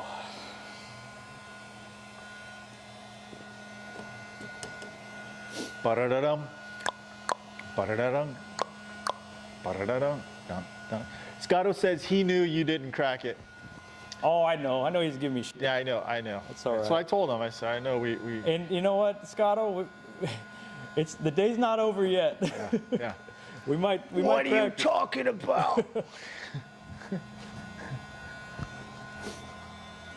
You know what? He's just grumpy because his Patriots aren't in the playoffs for the 12th time in a row.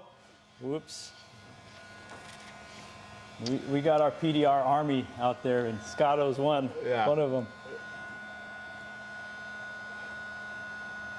He's probably going to correct me on that. It's probably like 13 times or something. I don't know. Now you can see Joe, you're a lot more patient than me too, man. I think every tech is more patient than me, man. I'm more of a rah-rah. I think me and Chris are about the same kind of temperament. Oh yeah? Yeah. We're Shane. You and Shane are like this. Shane Roses. Yeah. He was here doing a repair that's on Dent Trainer, and he sets up his glue like you do too. Oh really? Yeah. Yeah, Shane's a great tech, man.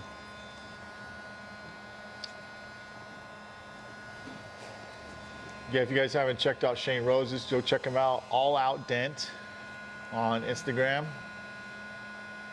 Actually, you can check out RPM too. John Scotto, RPM, Dent Repair. All those guys are good, man. Yeah. And that's how we learn, man. I mean, like you're you right. said, You're 100% right. like the clear coat, you know, 100. to keep it from cracking more. I didn't think of using that.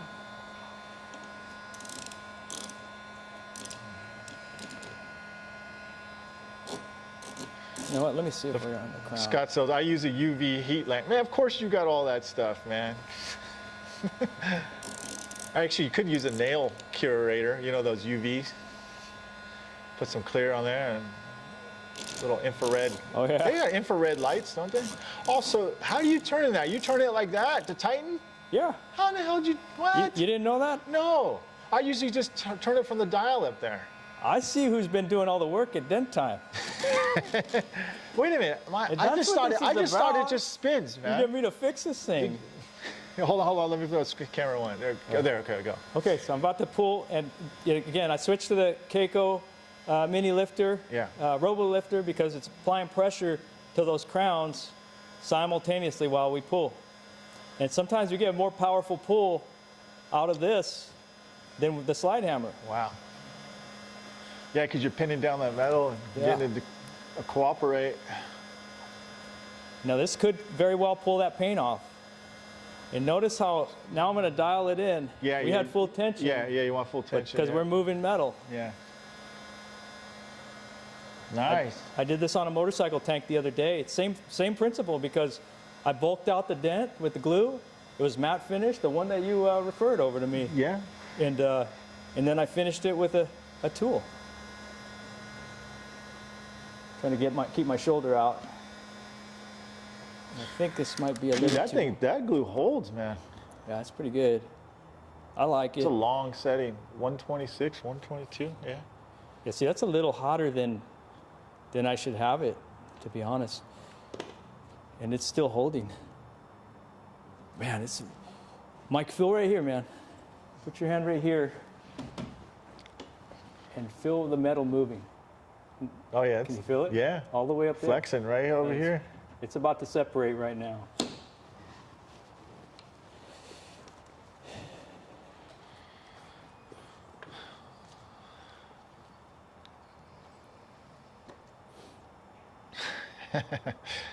Yeah, Jonathan, I wish we could, man. He said just make the same dent on the other side and call it factory. There you go. It's factory spec. There we go. Look at that. It's looking. Hey, well, what do you think? It's different. It's dent different. It's done. Ta-da! Okay, so I'm going to check on access now, because I think from here it's a manageable place where we could take a soft tip and move some metal. Dude, I'll tell you. Okay, do you mind if I take a? I'm gonna take a look here. Just a little bit. Let me get into here. Let me see. I'm gonna go grab some tools. Okay. For my truck. Without getting in your way here. Oh, it's pouring. Lift that up. Oh yeah. Okay, so I bring it in a little bit closer so I can see it doesn't look so crazy. If I move my lines thin like this, then it gets too detailed, way too detailed. So that's why I bring my lines in a little bit closer, and that helps me see, separates the too much detail into the obvious, okay? And that's how me and Joe look at that. What I'm gonna do, see a little bit of a crown here, I wanna be able to read it, so I'm gonna raise this up just a little bit higher, just so you can see the top of that crown right here. There's a good crown here and a good crown there. Right above inside, up top here. Right in here, right this section, and then this section. And that will, do you mind if I top down a little bit? Go for it, dude. Well, let me give you a little, let me get some action, you know? I don't want you to get all the credit here. Yeah. I'm okay with it. What did I do with that tap down? My favorite. Did you use that? I didn't use it. Oh, no, it's right here. Oh. So I'm not stealing your tools, man. Oh, you're not. I tell you what. I'm going to go grab some trash can real quick. So I'm going to go with a pivot tip here. So this is what I'm using. Oh, man, this thing wants to move. Yeah, it wants to move. It's getting out of them.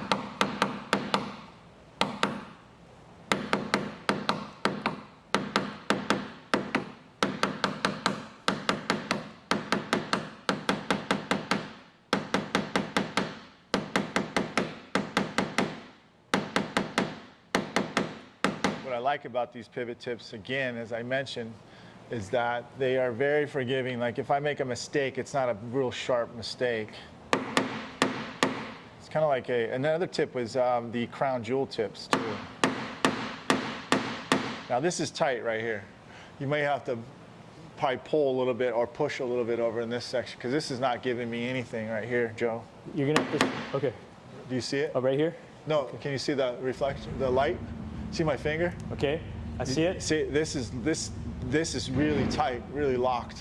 Is that this camera here? No, I'm talking about the reflection, the dent. Oh, yeah, see, yeah, see, okay. See, I can't knock that down. Okay, so I think, you know. This probably needs to be pushed. Phil Ingram has a great point, you know. Take those, it's up, now we got to take those crowns down, but I will add, I think we need to inspect to see how much of that dent we can access, so that's going to tell us how much knocking down we need to do. But I do agree with that, Phil. They do need to come down. It has to look uglier before it gets better. It does. I'm just trying to see what this is still pretty tight, tighter than it looks. Yeah, let me change a different tip. I'm gonna go R4. I'm gonna go a little bit more precise. Nope. See, I agree with Joe. Like this looks like it wants to go down, but this is probably the most easiest area. Now I agree. Okay. It's not doing much. Okay, right now, so it's still got a lot of tension in there. Yeah. Okay, so by the way, we appreciate the I do. feedback. Yeah, we do. And by all means, tell us your style of doing it. Where we're at right now, I think it's great, and because this is how we learn too. We're open to learning new stuff. There's stuff that we don't know. I love it, dude. Absolutely. Yeah. Keep your comments coming. There is, like I said, there's no right or wrong unless you're doing some really nasty, creating more work for yourself. That's what we don't want to do. That's what any tech doesn't want to do. And you could start it. What happens is, it's, you know how in life they say it's not how you start, it's how you finish. Well, in PDR, it's how you start is how you're going to finish. Okay, so if you start messy, you're going to finish messy. So we're trying to prevent that. But again, going back to you guys' comments, we do appreciate the way you would do it. That's we're not taking offense to that. We do appreciate that. So let me go read some more comments. I didn't read anything there. Oh yeah, by the way, Tom Brady is the NFC Championship and soon to be another Super Bowl. You better not. Hey Scott, we're gonna bet off camera, man. We're gonna bet off camera, dude. I work with lines and it looks good up to now. Take down those crowns. Yeah, Phil, and it is unfortunately, like you probably saw me already mention, it's not cooperating right now. Greetings, Grand Belgium. Wow, congratulations. Greetings from Belgium. Okay. So what do you got to do, Joe? Okay, so I was going to ask you, do you have any you're the guy with all the equipment here. Do you have any tips on a soft tip to move that metal? Yeah. How open is it? We're going to check right now. Let me put this in there. So again, we took the glass out, so there's no glass. So I'm going to need I'm going to put an extension on it.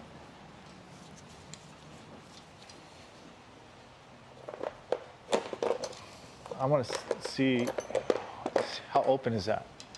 Oh man, what about? See, I got this too. Yeah, that's. Will that fit in there? Yeah. Oh hell yeah. Okay, let's do it. So what we're gonna do is we're gonna take this rubber ball, and the good thing with he's got one. He's and I have lead tips too. I'm not sure if you've used those before. You gave me one. Did I? Did you like pushing with it before? I did. It works really nice. It's soft. My concern is with it breaking. We did. Oh yeah. Well, yeah, the hard pushes. Well, we got brand new ones too. We're twisting on it. And I don't think it was designed for twisting. A lot of tips aren't, but I think now we can also get a flat bar down there too. So if we need be too. Yeah, I think that might be a good way to do things. I think another thing too. So I mean, I'm letting Joe do what he. Well, mainly I'm not trying to tell you what. No. I asked for your advice too. I'm not trying to YouTube. See, we're getting the Dent guy ego thing here. I'm not trying to YouTube suggest anything. Mike's ego. I don't think anybody's ever done that before. They're really busting balls, man. Again, I'm just trying to see what kind of access we got here. I knew we had some access through looking down there. I just didn't know how much of that dent we were going to access. Now, I'm not able to see any of your pushes, but that's okay, dude. Just okay. Okay, so here, I can move. You want to try? I'm going to clean up some of this spot here. And then what we also have too is we like using flat bars too, like a tip like this, and we can screw on that ball. And what I have too is a big ball on the end, so when I'm pushing, that doesn't go in this edge doesn't dig into my palm right there. So, and then we can bend it however we want the angle to get to how we want, and it doesn't slide too. So that's another type of tool that we could use in the door. Okay. So let's see where I'm going to be. Oh, I don't want to block the camera. Let me know when I'll switch over.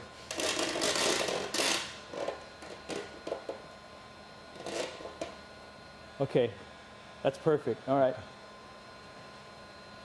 Is that good enough for you? That's good enough for me. Okay. Is my shoulder in the way? What you see and what they see is, it can be very challenging. I know. Yeah, it is. It definitely is. But we want to give them a good view. Oops, what the heck happened? Sorry. Oh, shoot. No. There we go. Sorry, guys. I might end up installing a cargo bar, because remember we took the glass out, and we're getting some flex on the inner panel. Oh, you're getting some movement though. Yeah, and I'm not trying. I don't want to push so hard. I don't want to break anything back there. Even still, I mean, even though the glass is out, you're saying you're flexing on one? You're flexing, yeah. You're pushing on what? One of the bars you're saying on there? The inner panel is starting to move a little bit. I'm about to go get my cargo bar and rig it up to keep pressure on it from the other door. We'll do it safely. We may have to do that. But let me get another tip extension here. Okay. All right.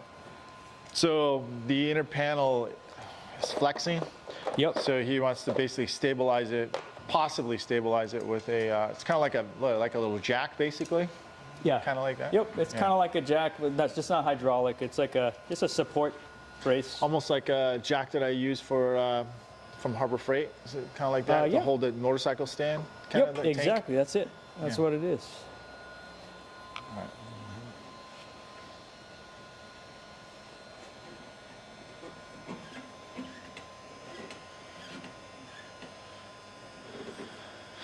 right. Go to the German metal. That's a good. I forgot about that. Zero. Like, so good guys, man. Look at all those suggestions coming in. They said you can put some Tessa tape on the rubber ball to preserve it, which is good. Yeah, Joe might already have that on there. I think I see Tessa tape down there. Is that Tessa tape? You know what? He's right, because this heat, and it might be a little too soft too. Before we talked about the rubber ball, I was actually. What about you want a wooden ball? I'm going to use this one because I'm confident in this. Right. It's an R8. It's a metal. Where's our camera here? Go camera one. Right there. Right there. Okay. This is just an R8. It's a ball tip. Okay. I just put Tessa tape on there. That's all fresh. Here. Can you see it? Yeah, they can see it. Okay. Yeah. So, Dent Craft makes that. It's steel ball. And this is what it looks like. Here's another one. This is what it looks like without the tape on it. Yeah. Yeah. Awesome. Sorry, guys. No, it's perfect. They can see that.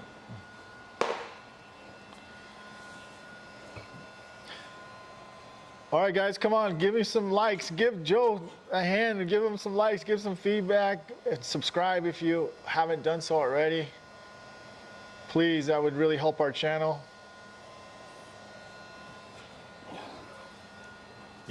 What do you think, Joe? It's a little more effective. I'm going to shorten the extensions.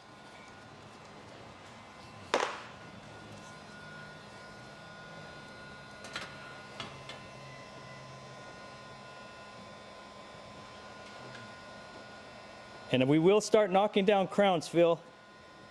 I agree. I agree 100%. He's probably in there. He's probably chomping at the bit. Yeah, no, we're going to do that in just a minute. Dent Zero wants us to switch to fog for a second. Do I have a fog here? Actually, I won't switch, but I'll show you. I'll show you in a minute after he's on there. He wants to see me mess this thing up on fog. We'll put that request in. Why not? Yeah. Oh man, did I scratch that? I love my Stucky light is awesome, dude. So when he's ready, I'm gonna, if you guys can see in this secondary picture-in-picture, I'm gonna be using this one right here to show you guys. I'll try to keep my grunts to a minimum. Sound effects. So we'll fly see this that on slip? in a second. I slid a little bit. Okay, so I'm gonna go ahead and start knocking down. Okay, let me let those guys. Some of those fog guys want to see what it looks like in fog. Sure. Okay. Let me move this out of the way. Oops. So there you guys go.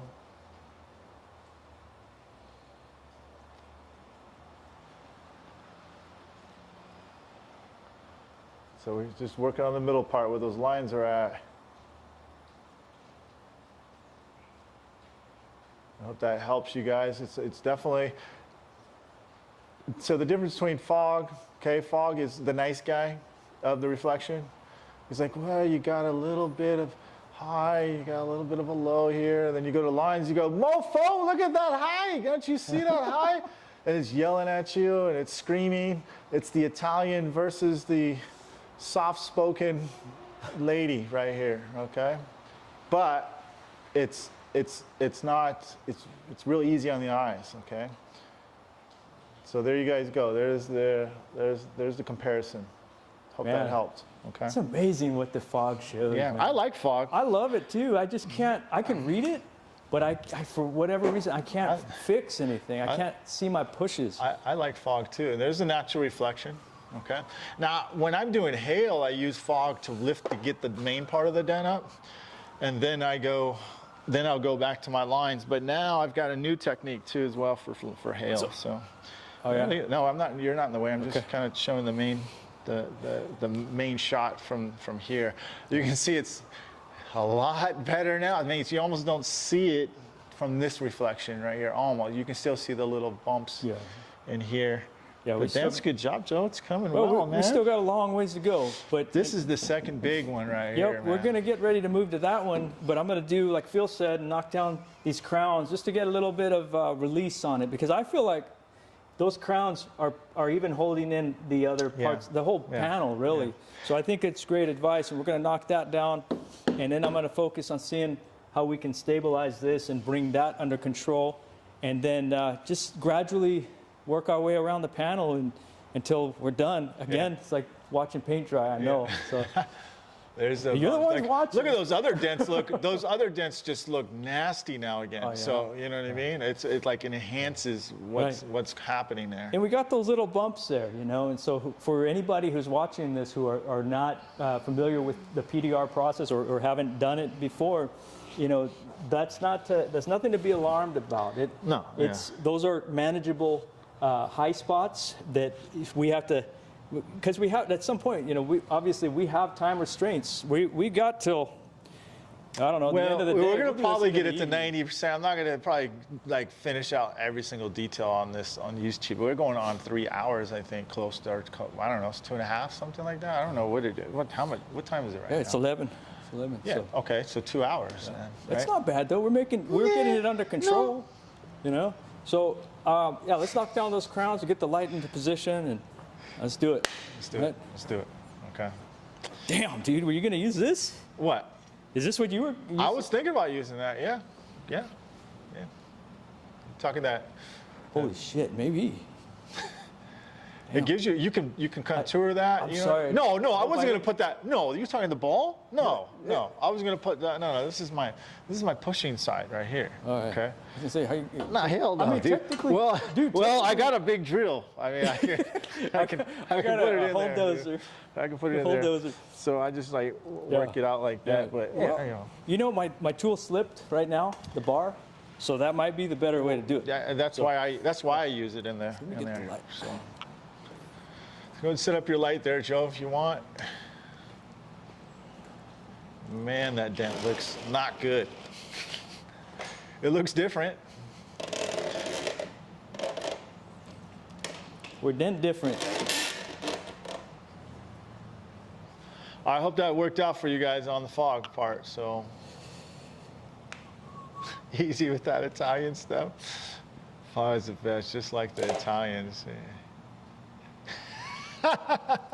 Oh, these guys are good, man. They're all going. I have a feeling Phil and Scotto are going to be friends after this. Yeah, cool, man. Thursday, I worked a 2018 Challenger baseball dent on the top of the left quarter. Had a crown that was about ½ inch high, but fun. Yeah, them Challengers, they don't call it a Challenger for nothing. That's for sure. Big fan of all of Joe's stuff. He's a cool dude. So, hey, Joe, you got somebody that follows you, man. Thank you. Who said that? Dent FX. All right, Dent FX in the house, man. Yeah. Thank you, brother. Stephen Fran. Oh, okay. Trading crypto and watching dent repair. It doesn't get any better. Awesome, man. That's why we're doing this, guys. And by all means, you got tips, you've got advice, better way to do it, let us know. Yeah. We're here to learn too. You can also reinforce the inner panel with a metal piece, Home Depot, with small C-clamps. Great for adding stiffness on the back side of the lift gates too. Ah, Nice. Okay. Okay. And I have some C-clamps on the truck, so. Way to go, dude. That was a good, Maybe we'll do good that. suggestion. We like that. Keep them coming, guys.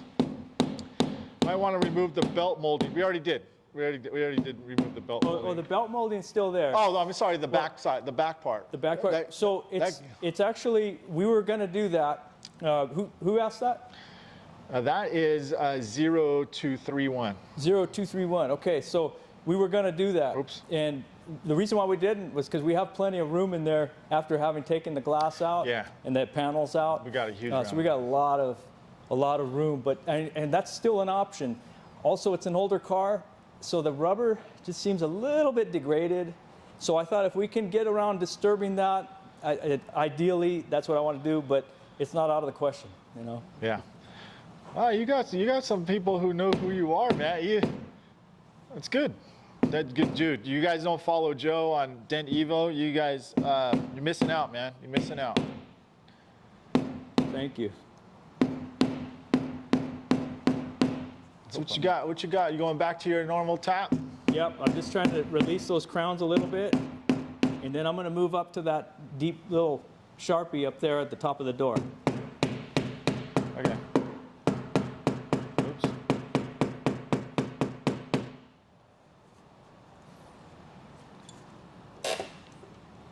Oops. I'm just like You see? Yeah, I can see it. What I'm trying to do is just bring back down the. There we go. Yeah. So let me know. Can I see your lines? No, can't see your lines. It's up to you, man. It's all good.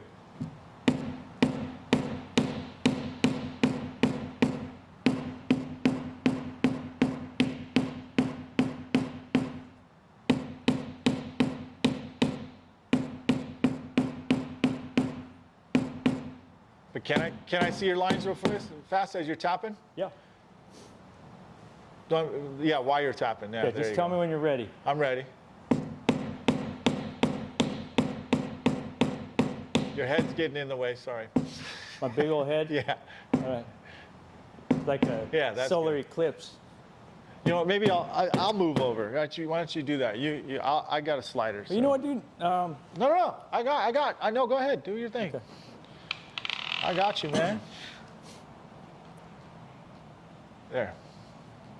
Okay. Go ahead. All right. Go ahead and do your tap. Okay. I'll move around you. Yeah. Thank you.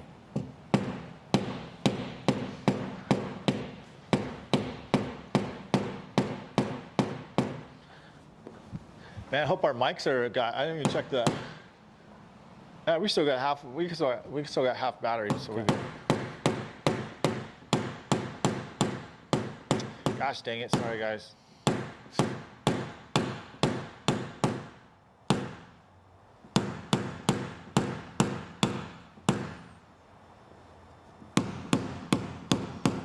Crazy trying to be.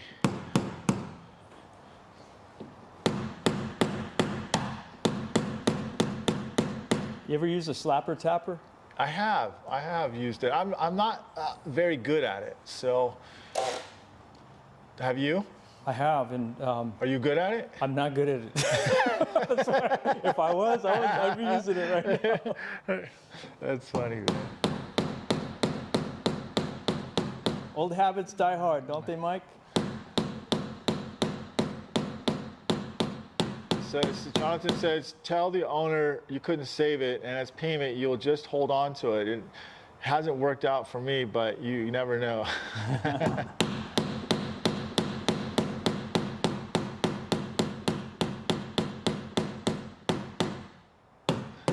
Hey, Phil's happy you're finally taking those crowns down now. Yeah. It's killing him, man. Sorry, Phil. And so I'm assuming we'll meet him probably at MTE at one of these days. I look dude. forward to it. Okay. I'll buy you a beer, Phil. Or a pint. Where are you from, Phil? I'm not sure. Where are you from, dude? Everybody, where are you guys from? If you guys can do a shout out. I saw somebody from France. Jonathan Garcia is from France. Scotto's from Boston. Jonathan Righetti. I don't think he's Italian. Stephen Fran, like, give me some shout outs, you guys. Let me see. Shout out where you're from. What is that? Yeah.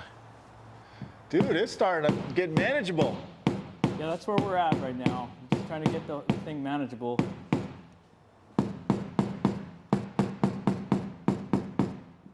And again, trying to relieve some of the tension on that metal. Now you're using a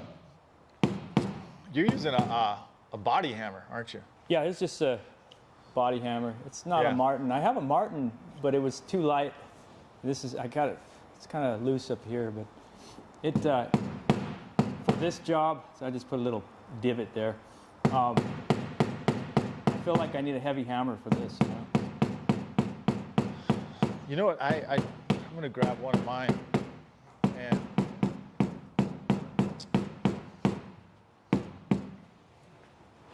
mine's like yours.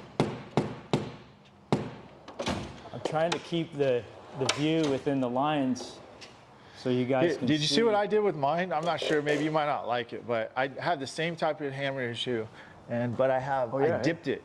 Oh yeah. That's Rick Dugan style, dude. Is that what he did? That's a look. At one time, I had that. Actually, put that up, and I'll put that up in the camera 3. Yeah, right there. Okay. So this is Mike's hammer, right here in my left hand. We dipped it. Mike's hammer dipped. And we come from the same genealogy, friend. I had that plastic dip, and it tore off at some point. Well, here, see here. Yeah. And did you dip it yourself, or did you have Ultra? I dipped myself, but I could see you. What you had, Steve? I have Steve do from it. Ultra. Yeah. See, that's good stuff. And dude, it's been like 10 years. Yeah. And you've got the grip there. Yeah. This is Rick Dugan style here. You know, I noticed a lot of guys have the Craftsman hammer, and I don't know where that came from, that lineage. I think it might be Dent Wizard. Yeah. It's gotta be Dent Wizard. Which is kind of cool, man, because it's obviously these are like antiques now. You know who's a Mr. Craftsman like diehard, right? Vince D'Alessandro. Oh yeah, that's right. He's a Dent Wizard, man. So let me read these off to you. So let's see here. Oh, they went all the way over here. Jonathan Righetti shirt. What is it? Houston, Pittsburgh, Robin Dizo, Pittsburgh at the moment. I know Q. What's going on, Q? Minnesota. Jonathan Garcia from Bordeaux. I'm assuming that's Canada or France? France. France. I think it's France. Yeah. Sorry, I don't know my geographics very good. That's why we're Dent guys. Yeah. United Kingdom. Wool killed the sheep. Who killed the sheep? Jonathan Righetti. Haha. Yeah, he keeps going. Germany from Oslo. I know that gentleman, Ulrich, from Germany. I see him on Instagram. How you doing, dude? Stevens from Wisconsin. RPM, Boston. What up? Iconic Coach, San Diego. Oh, guess who's watching? Iconic Coach is the owner of this Porsche. What's up? His name is Joe. Joe, I apologize. Yeah. What's up, Joe? You guys want some of the good pizza, the best pizza in town, the Giant Pizza? Go check it out. New York Giant Pizza in San Diego. He owns a pizza shop too. Nice. Very good. That sounds good right now. Germany, Compressor, Germany. Turkey. I'm sorry, I don't know how to read Turkish. I apologize about that. Victor's is lines all the way. Christian is Slovenia. Awesome. We got a good friend named Jean from Slovenia. Timur, Spain. Oh, Spain's awesome. I've been to Spain before. Where did the Porsche come from? It came from Germany. Yep. How do you say in Jersey that you're tired of this job and I'm done with this guy? Q, what's up? What's up, Q? Is my knockdown the sound messing with No, I don't think so. Your audio? I don't think so. Okay. No. England, Martin, Germany. So if I keep reading these off, I'll be here all day. So I'll come back, you guys, man. Yeah, real quickly, I wanted to mention, I'm about to... Joe said thanks, Joe. Oh, cool. Absolutely, Joe. My pleasure. I'm going to do some knockdown work here, and there's a crown that goes through the brace that we discussed that goes up in there. And once again, like I said before, there's glue, a bead of glue through the brace. So I'm going to see if I can flatten it out without having to cut it out. And what I'm doing is I'm applying a little bit of heat to it to soften it up. Because once again, it's very, very hard glue because it's been there for many years. The German, I don't know what it is, but the hoods, anything glued with the German vehicles, it is tough. That's right. They even engineered their glue to be tough. Dude. Yep. And to some degree, it's working to our advantage too because it stabilizes the panel a little more. I mean, you notice like that's what I'm not going to speak too soon, but I really think this dent's going to cooperate. Now, if this was an import, I don't even think very much more questionable, right? I agree. Can they see where I'm hitting my head? Yeah, they can. Okay, they can. I'll switch it over here too. Camera 3. You can see the natural reflection bend right there, so we'll get that bend. You can see the crown. We got some neighbor motorcycles next door.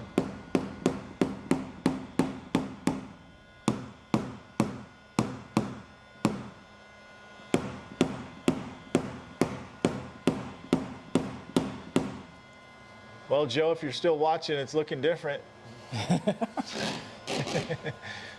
Dent different. Dent different.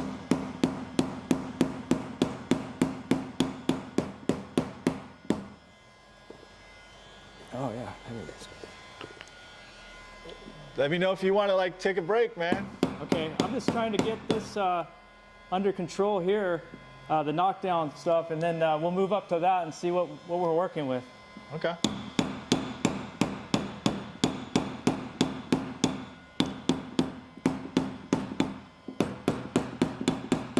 Because I really do think that if we stabilize or, you know, release the tension in this area, that's going to help our cause over here in the rest of the panel. Yeah, that one up top is just really, really bad, dude.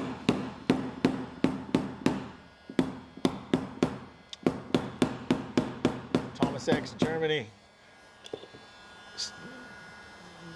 You know, in the camera, I can see a different angle too, man. It's pretty cool.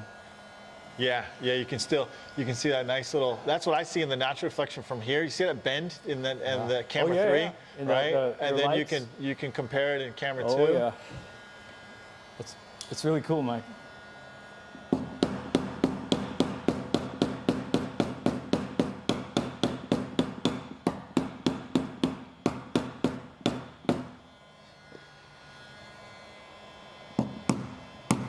I'm gonna move the light just a little bit.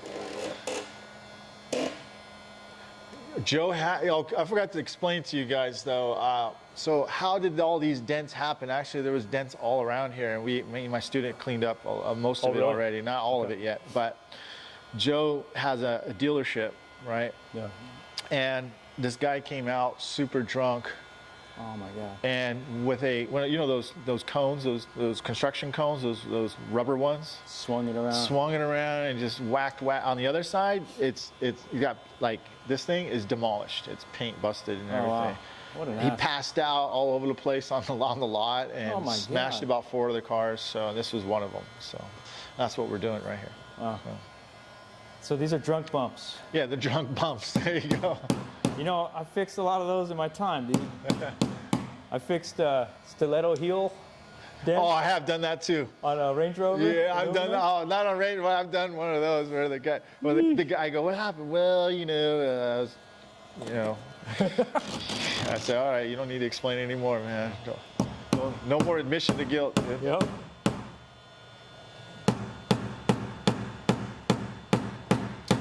Man, that's dude, it's coming out good.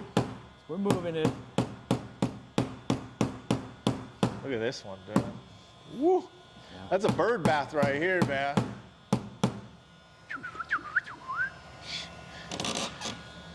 Okay, so got a crease here, crease there. Nice crease there. Actually, anything else beyond that top one is relatively a lot less challenging.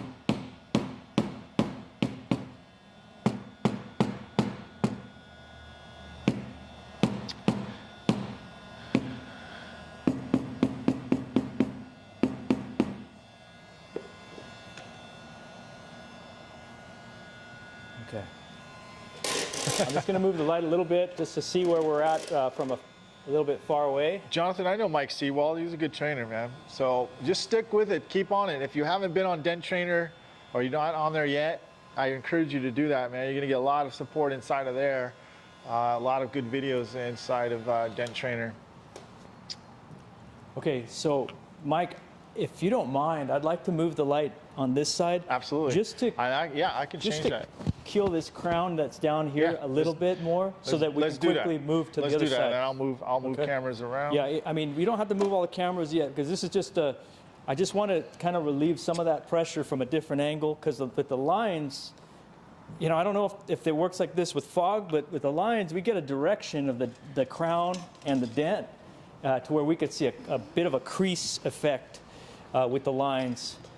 And what happens then is you just let me know whenever you're going to position. I'll move around you. Okay. Okay. We end up seeing a little bit more from a different angle. So ideally, I'd like to work both from both sides. Right. Yeah. You want to balance your dent. So yep. So okay. So you are okay. So if you want to get it from, they can get another view here of a pretty crucial side of the repair. You get in your position, because I know getting in your position and me getting the camera is going to be a little different. I want to aim the camera right here. Yeah. So. But how are you going to work it? Because you might block it. I'm going to knock it down like this. All right, okay. And this is where I think Sel's slapper is the slapper tapper from Dent Dial. If you can master it, I think that's where he uses this kind of stuff. And it, you know, when the way he does it, he moves metal quicker than the way I'm doing it, quite frankly. But again, you know, I'm not going to use a method that I haven't mastered, so this is what I use.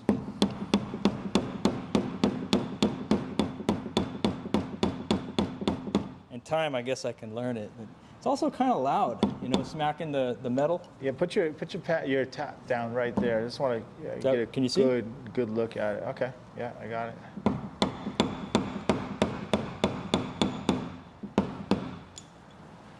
I'm doing a backhand swing. So.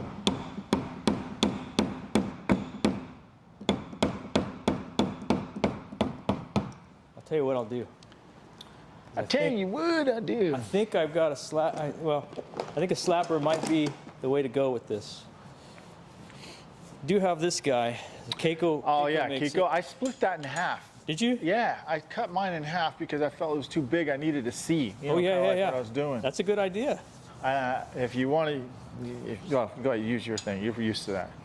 So well. Hold on just a second, please, if you don't mind. Oh, put that up where you're gonna tap. I'm trying to get these guys a good view. So. And I'll be going like this. Yeah. Okay. Tell me when you're ready. You're ready. I'm ready. Go ahead.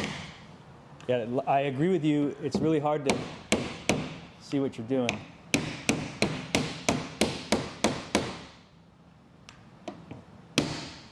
Ooh, it's solid there. You hear that? Yeah.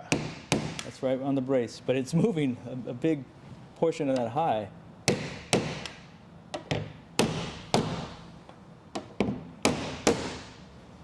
And this backwards swing here is dangerous because I've missed before. And I'm trying to make room for the camera to see. Yeah. Sorry, Joe. I see that little pinch, that little tightness in there.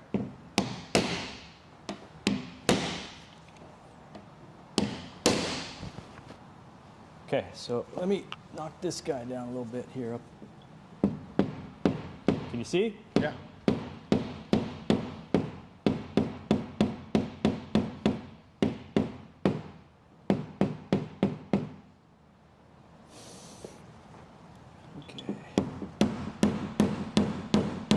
We told you guys it'd be like watching the grass grow. Like the grass grow. You know, this is, you know, Joe, this is why personally I think it's you know, it's when a customer, like, they get you work on their car and they're not watching you the whole time.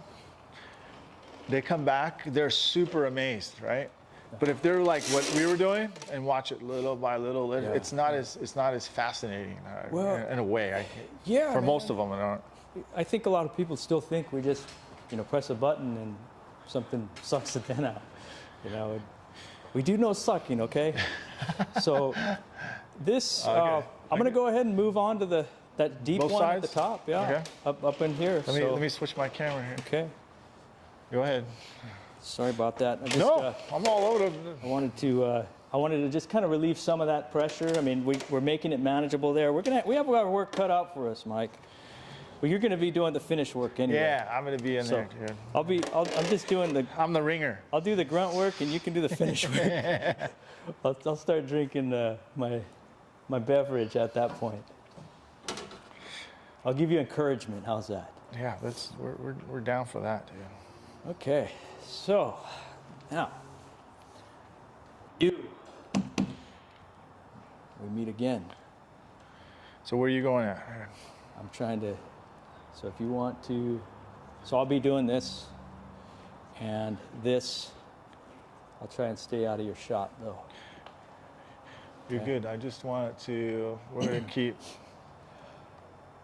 Okay, so let me move. Yeah, if you can move that light over there. We might take that mirror off. It might help to take that mirror off. You want to take it off? Possibly. Let me see if I can get it to move a little bit.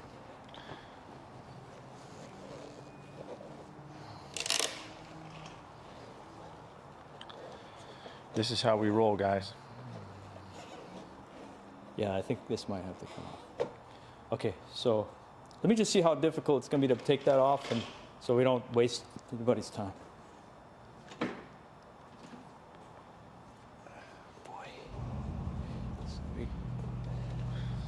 my glue gun's starting to die. Yeah. So here's what I do. Here's a little speed tip here. I know it doesn't seem like I'm into speed here, but where's the camera? Joe is not speed, dude. Oh, you better watch out, dude. Oh, look. Let's see where we're at. You're right behind you. The camera's right behind you. Okay, this way right here. Yeah. Okay, so when I'm changing out a battery, even though they do have the little test, some of them do, some of them don't.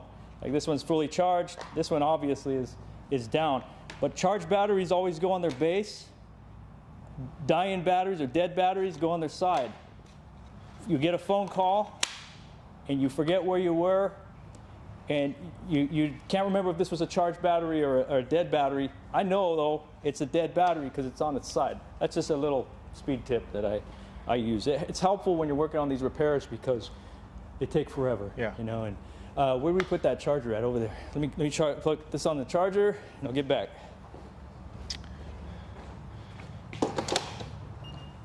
We need this on anymore.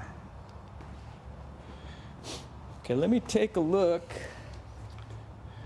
you want a door jammer or anything like that? Or? Not yet. I'm gonna see. You gonna take that door, that I might. mirror off? I might.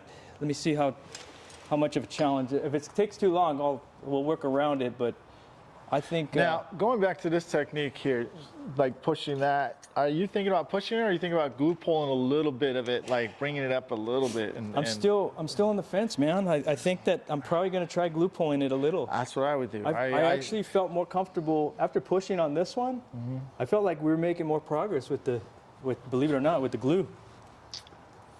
Where did my? And yes, I know we're not done with the other areas. We're just trying to. I don't know about you, Joe, but I personally would, if someone says, listen, in order for you to be okay, you getting paid on this panel, you got to get this dent out.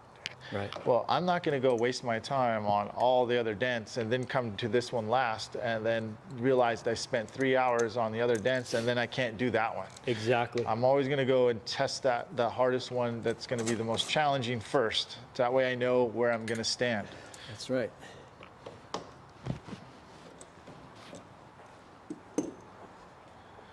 Okay, I'm going to read some comments while you are. Okay, Don't break that mirror now. I'll brace myself. I'll try not to break it. Oh, these guys are having a big old conversation between themselves. Okay. Uh-oh. All right. That's good. You're bringing. Take it over. Go ahead. You're have fun. No, you're bringing people together. It's funny. Right? I'm just kidding. I'm just kidding. That's awesome, dude.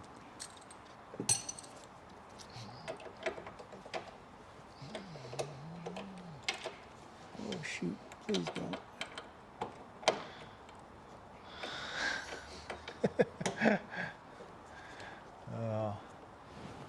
Good. This is awesome. It's really good. Yeah, You want to hold this? Yeah, please. Oh, you hear that sound? That was not a good sound. No, that's a magnet time. Out. I didn't say I was an R&I tech. Do you have to unplug anything? Yeah, let me see here. See if we can unplug it from here.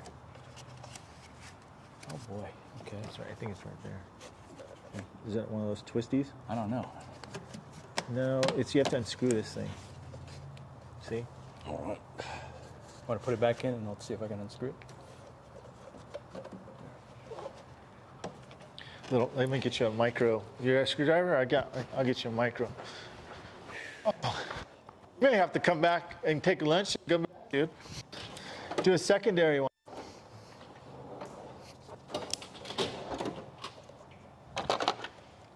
Here. Those are tiny screws. You sure we have to pull that out? Well, there's no plug. You're like, I'm asking myself that though. Yeah, there's no plug. Did you see screws on it? Yeah. I'll put a rag in between the mirror. I mean, we can also always let it hang down. We'll put a rag under it. Yeah, let's just let it hang down because those are tiny, tiny screws. Okay, man. so we can tape it in place, but I just want to make sure we can get a good view on it. Want me to tape it? Yeah, let's tape it. You got masking tape? Yeah, well, I got gaffers. Let me see if we can get a good view like that. I don't know about that mirror.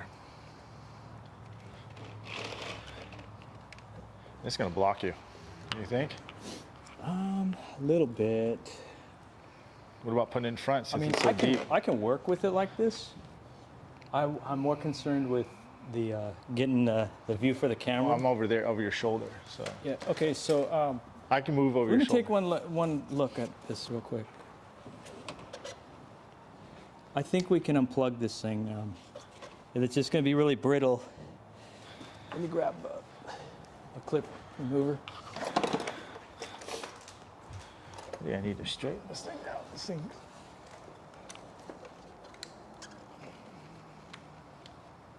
There's some Porsche mechanic watching right now saying, "You idiots."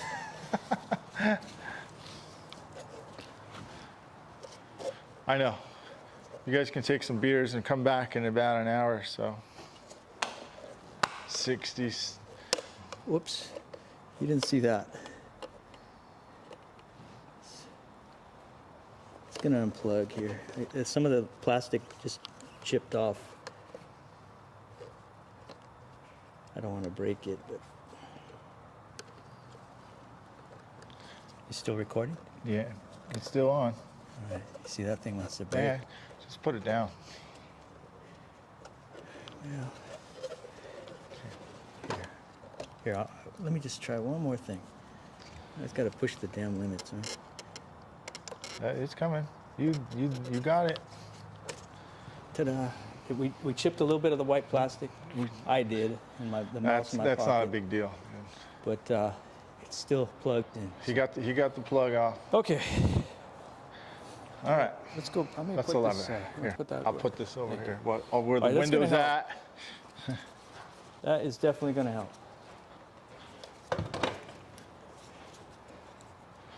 Two and a half hours. Geez, Joe, you're a slow tech, man. I know, man. It's like a sloth, a three-toed sloth. Okay, so set up your position here. I'll set up. I'm going to take my sweater off, dude. It's getting warm.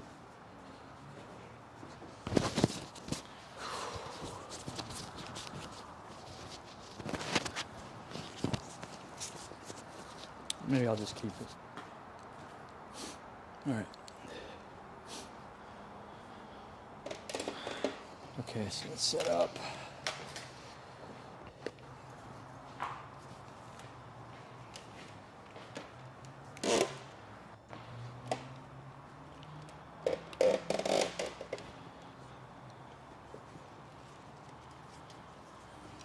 Yeah, I can see that, dude. Yeah? Mm-hmm. Yeah, it's definitely, that. See where it's like the mirror was right in the way, dude. And we can move back just a little and just kind of work our way through it. So, okay, I think your idea, Mike, of doing the same thing we did here and try to kind of bulk some of it out is a good idea. Do you want to show them our access on it on the inside? Sure, why not, man? Because we can actually, you know what? Let me do this instead of doing that, because I was kind of thinking we'd use that. There's a little tiny 1/4-inch hole right behind it in the brace, right about here, right? But if this little guy works, oh yeah, it works perfectly. And if you put a little gaffer's tape on it, okay, so I gotta put sorry in guys, we're talking about this. Show that right camera. Yeah, right there. That's good. This hook right here, we'll get right to it, man. This is a directional tool. Now, if that's too sharp, Joe, what I do is I put a little gaffer's tape around the tip of that tool. Right there. But you see what you like, so. So it is too sharp, and I'm not planning on pushing it just right now, but I want to see how much access we got, so we can go and see what our options are.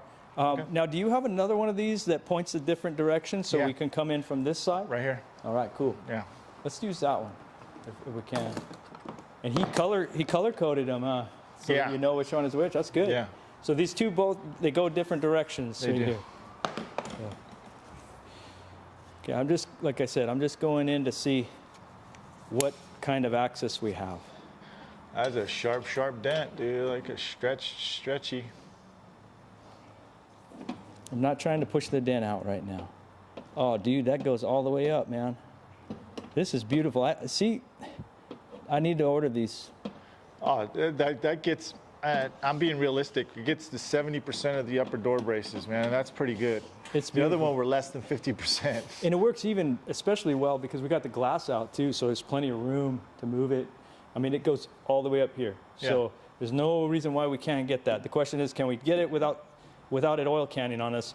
And we're about to see. I think your idea of glue pulling is good, so let's see if we can get control of that little bastard. Let's do it, dude. All right.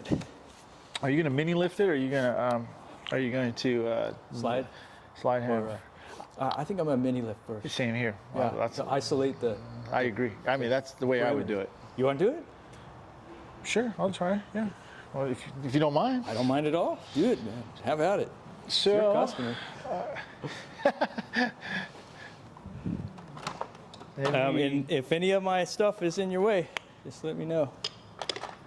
Now, I don't want to go too big of a tab, Joe. You know, I don't know if you've seen these new Kiko tabs, dude. These are. You seen these? In fact, I actually should try it. Nah, I don't know. That might be too big. Have you seen these though? Ah, no, man. I have the old. Okay, so these are like these are like their big ones. Yeah, I want to show it there. Oh, yeah. These are like they're super tabs, but they're obviously smaller. But they've got the little screw-in head there. Yeah, let me put some light on that thing. What is the significance of putting a screw-on head there? Is that to change I think it's because it's got more reinforcement in there. So, cool, well, let's see how it works, man. I'm gonna use your. I'll put this right here and I'll get out of here. Did we already prep it? I have not. No, there's alcohol here. And there's use this? paper towel. Yep, you can use that.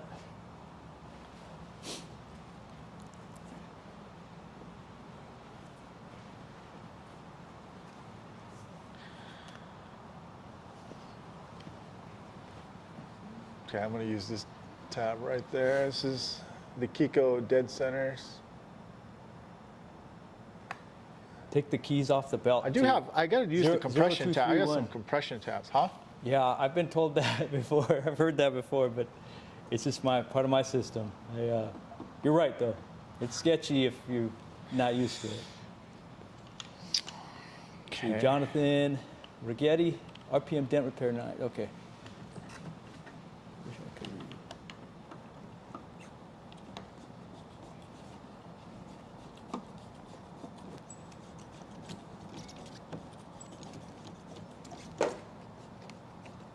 Go real low. This thing's way down. There we go. impression. Yeah, working on that contour, I had to really change the position of that robo lifter. You're getting some movement there, Mike. Just want to make sure I'm not. I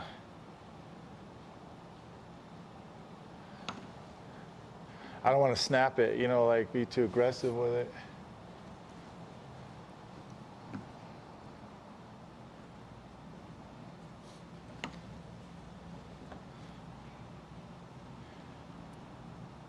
I'm watching, in my reflection, I'm watching this Yeah. to see if it's looking too skinny in that area. I think I'm gonna back off. I'm not sure. I think I'm gonna back off on that. I just don't want to over. It's pulling more to the bottom. It's kind of uneven a little bit. Okay.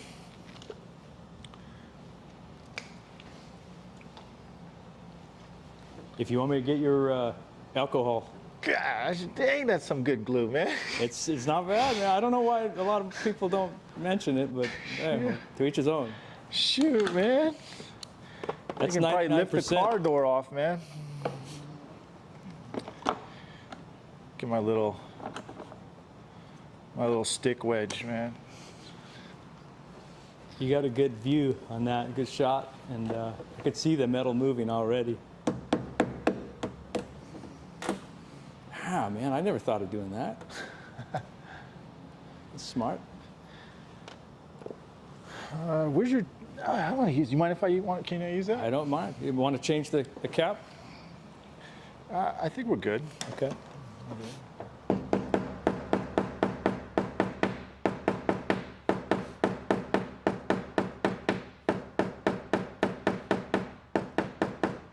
Boy, this is some stretched metal, man.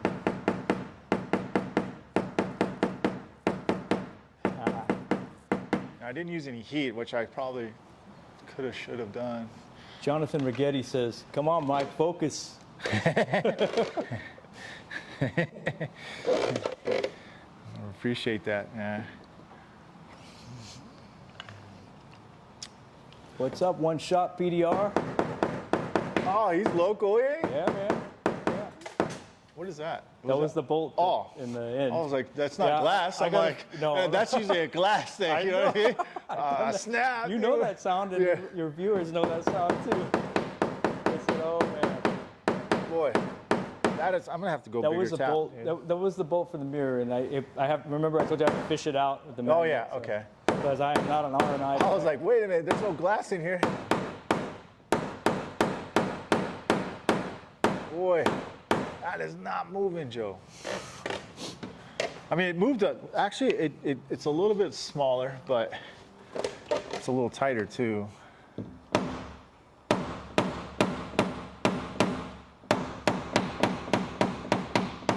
Okay, I'm thinking push, dude. Just to feel it, dude. You want me to try a little trick with the glue and the heat? Yeah, you try your. Let me see your trick and your heat. Let's see if it'll work. And, Okay. It's still risky because Let's do it, dude. we could pull paint, but let's just see what. Oh, you talking slide hammer? Well, I'm going to try the mini lifter to keep the crowns From moving. going, yeah. So, It's about 20% tighter. you know, Yeah. we might consider knocking down some of this crown. There's a crown over here that's pretty high, right on the brace, and that could be affecting it too. So Yeah. let's Man, just it heat looks like some a stuff baseball. up here. Oh, well, you know what I should have done? I should have seen what the temperature was. Well, we'll go over here. So the temperature right now of the metal and the paint is 68 without any heat. And I just started putting heat on here, and you can see I already went to 77. So you're trying to pull metal that is, you know, less than 70 degrees. What kind of glue you were using this? So, and it was holding pretty good. Yeah. Okay. It like almost too good. So I think that, I feel like maybe if we heat it up and we can move the metal a little bit.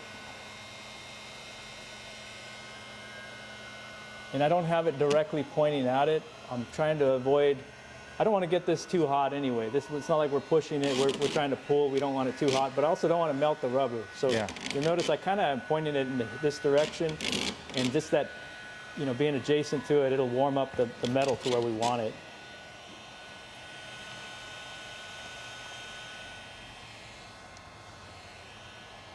Yeah, one shot PDR is watching us, man.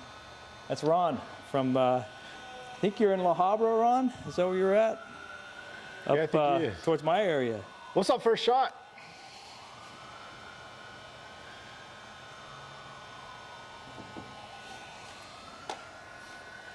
Dave says your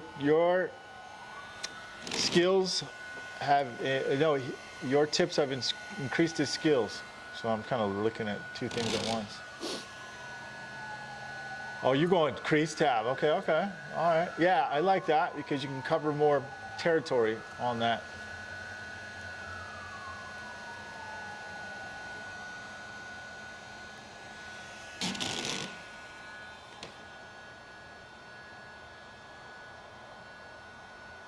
How much was that? How much was that?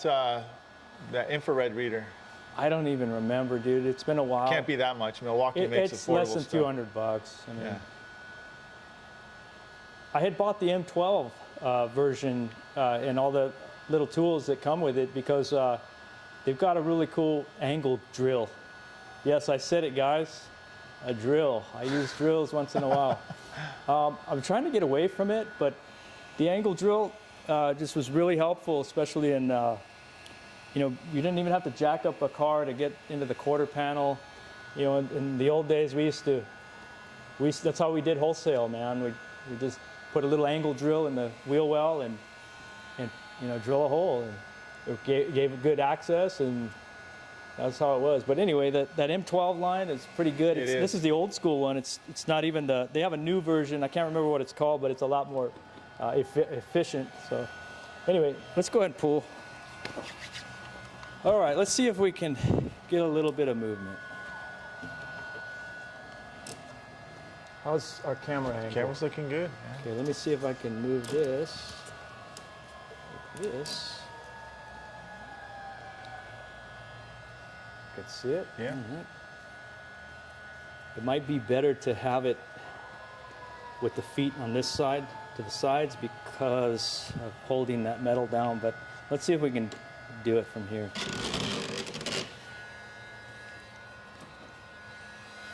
I mentioned before that the little infrared, the little red dot. Yeah, it's a little off. It's a little off, yeah. So I gotta get it calibrated or something. So we're about good. Around 100 degrees.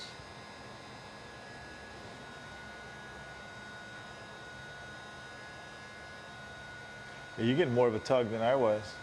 Yeah, you heated it up too, though. So yeah, it's well, good. yeah. And you got a better tab, I think. Check out how much this thing's gonna thread in.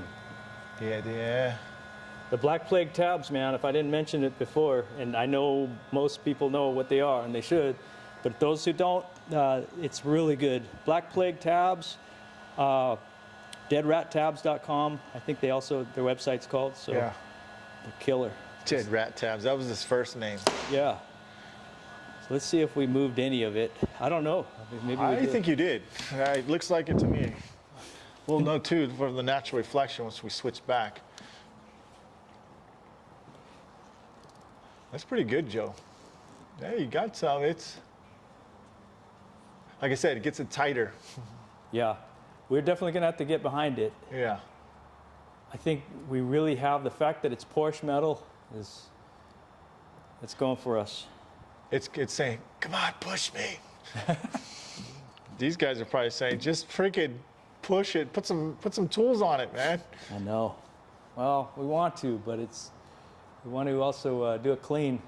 It is drawing up the outside just a little bit. I'm going to see if this Keiko crease tab might be a better option.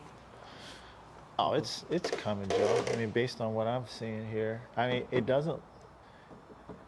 And you know the deal right here when you do this, Yeah. right? So that's good metal, though, man. I'm not saying we still got some work. Tap down. Yeah. See, that's the thing is we don't get greedy, right? We don't want to go too aggressive at once because then you're gonna go over the edge on something and then you can't go back. That's right. That's right. I think I talk to a lot of dent guys, as do you.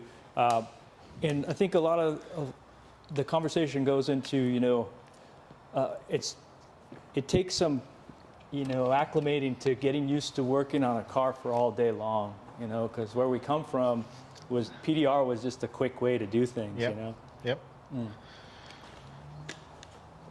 That was just a. Were you going to tap some down? I'm going to do this little Keiko crease tab. I'm going to try and pull it up a little bit more. Okay, like a little bit higher up, because it looked like it's kind of, it was pulling a little bit lower. Is that you? Yeah.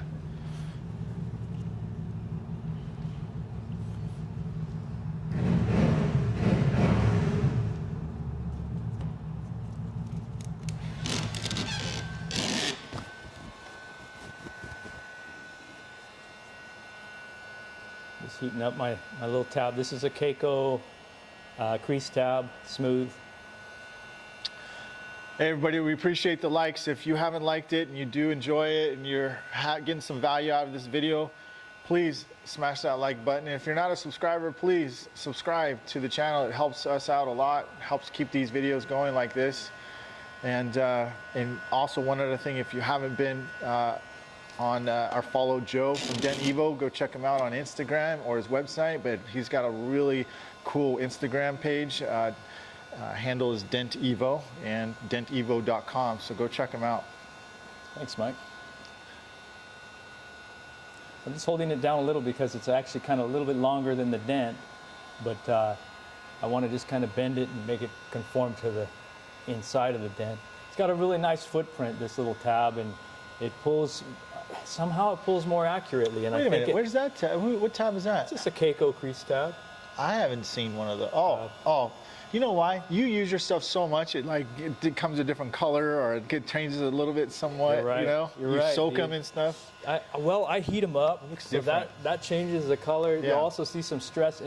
You know, they'll stretch. Yeah. You know, it's plastic after all. Same thing with the green, the Black Plague tabs, the green smooth ones. You know, they stretch, but you know, you think about how many pulls you get out of these things. Man, they're worth every penny. You know, but I think because of the way they made this little, it's like called a boss, this little beam there, it pulls really accurately. Get a little bit closer than that, so you can. So sorry. I mean, I think that. Anyway. No, you're good. You're good. And it might be the gauge of the thickness of the tab too, but they're just a little bit different, you know. And but those little intricate changes, I think, make a big difference in some ways. Yes. Okay. I'm going to do one more pull and see if we can get some movement. Okay. And then we'll go into trying to get behind it and push it out.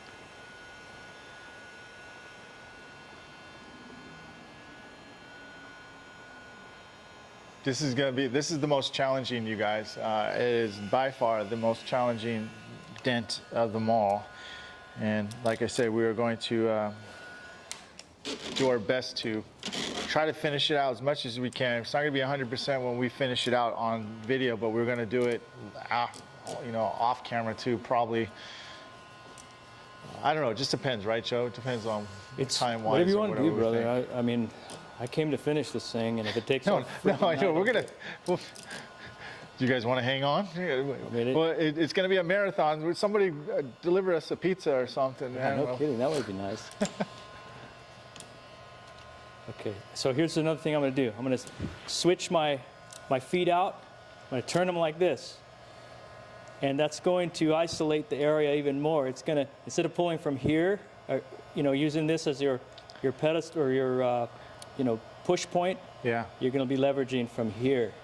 And, I have a plate too that I can put on, but it's not wide not wide enough to accommodate this tab. But that's an option too. So you flip your feet around on purpose like that? I flip them on purpose, yeah. Mm-hmm. I hope that they can see. They can see. And then I'm going to Okay, so notice we got some tension here. Let's see what the temperature is, and then I know Chris Brown and his brother Steve, and maybe even Shane Roses are watching this right now, and they're saying, God damn it, Joe. Hurry up. Yes, I take my time. Okay. I don't think that's going to do it. You know, Jonathan, I think it's a good suggestion. I did see something like that too, where it has a built-in infrared with the heat gun.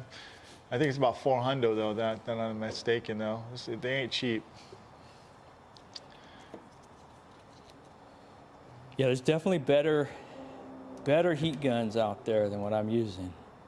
Oh, I like your little bullet. It reminds me of like the 50s, dude. Like, Yeah, you know what I mean? It's like that. It's like an mid-century. airstream of friggin' heat guns. Yeah, like a little mid-century thing. Yeah, man. I mean, Yeah, so it is pretty. okay, I'm gonna go and see what we can do behind the. That is still The metal. pretty nasty little dent, dude. Yeah, we got a pretty good crown here, so I think we have to go behind it, dude. So, where's our tool here? We put some Tessa tape on this. What does he call this? Brace tool or? Who? Daniel designed this. Yeah, it's a blame whale tail.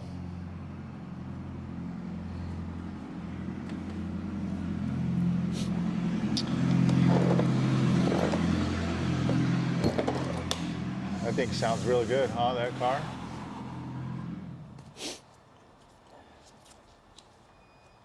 Boy, that just looks like. That looks like. You remember the old school Dent Wizard before and after? Dent, like on the sheet on the card, like they had this perfect looking ding. That's what it looks like right here. Yeah, like a golf ball dent. Yeah. So natural reflection. When it looks bad in both reflections, you know you're in trouble.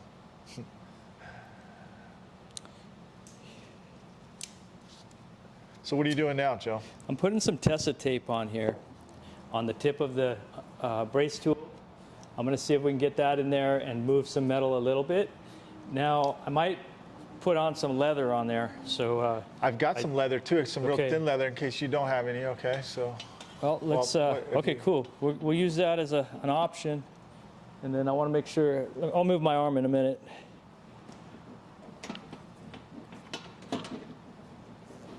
Everything's in the way. Yeah, I'm sorry. I'll move it. I'm joking, Joe. Let me just get situated, and then I'll get Yeah, on. you get situated, I can go around you. I ended up somehow under the other brace. Okay. All right. Ooh, this is Actually, don't worry about it, Joe. As long as I want you to get comfortable and do your thing, because as long as I can see, I can still get a reflection on the natural reflection. Well, so okay, I'm still getting comfortable where I'm at, the body positioning. So. Yeah, that's what I do. I try. Look, you don't have to give me that angle right there. This is going to work for me if I. Okay. Well, I got both angles now. Dude, this doesn't want to move. It's locked.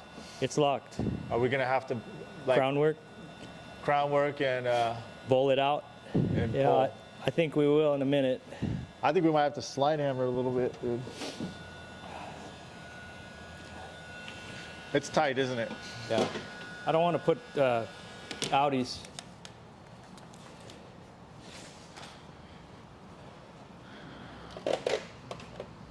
It looks better from here. It doesn't look as deep. See if I can. I'm gonna make it look big right now because I'm gonna bowl it out real quick. Okay, so here we go. We're gonna make it bigger so we can possibly release some tension on it.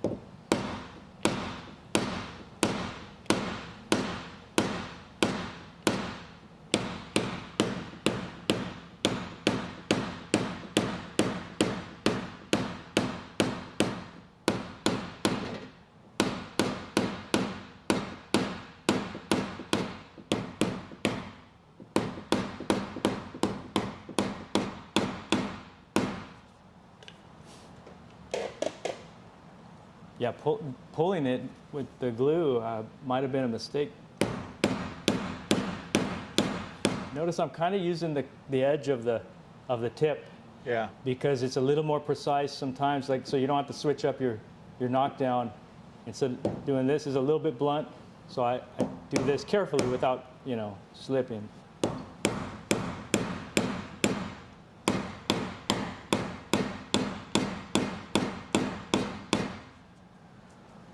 Oh boy, we got our work cut out for us. I know, dude. Like, Maybe I should have started that one first. All right, here, I'm gonna get some leather. well, we knew that this was Change going my- to be the problem right here, so. I don't know, man. I'm gonna take my sweater off, dude. Gosh, that's deep, man. That is deep.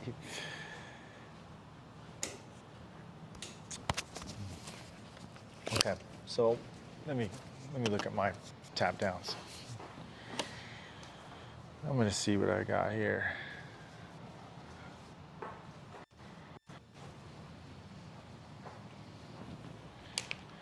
Test it with Joe.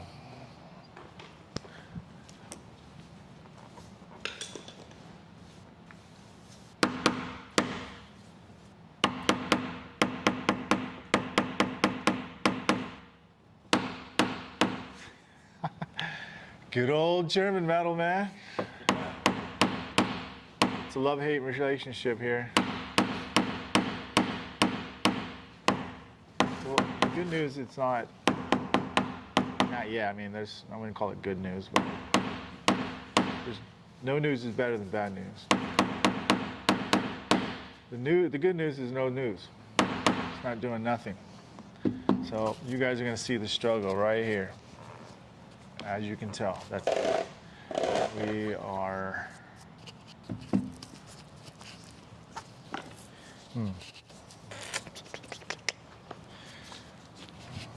Hey Scotto, what would you do in this situation, man? You got a real super stretch dent. There is no hot box option, so not hot box, power PDR box option. In case you guys are wondering, because of the. I don't know, Joe. Wait. Nah, that's just gonna oil can it. That's gonna overstretch it if we do that. So? If we put this tab on there, yeah. I'm gonna put a little bit of leather on there, and I'm gonna see if we can use do some force pushes. Yeah, I would. I think that's our only chance, dude. I think glue pulling is gonna like really. Damn it, it's gonna oil can that, man. You want some leather? You got some? Yeah, I'm trying to cut the tape off. I sharpened this knife too, man. Apparently it's not. All right, there we go. I got these snips too, if you want. I got it. So, thank you. You got everything in that box, man. I do, man. The MacGyver box, man. You got leather or not? Let me see here. I got some leather. I just don't know if I have the right. I've got this thin stuff that will help. Like that would be awesome, dude. Okay. Bring it. I got some scissors for it here.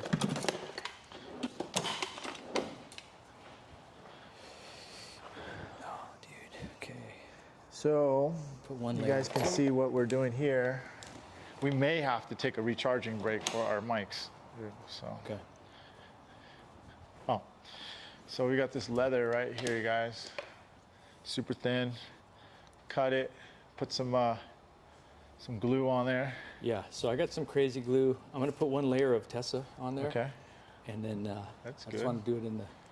Actually, that's really view. good. Actually, Okay. let me switch that camera there. It's okay. All right.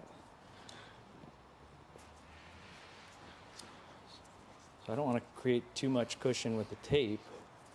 Right, then you can't get it in that brace. Right.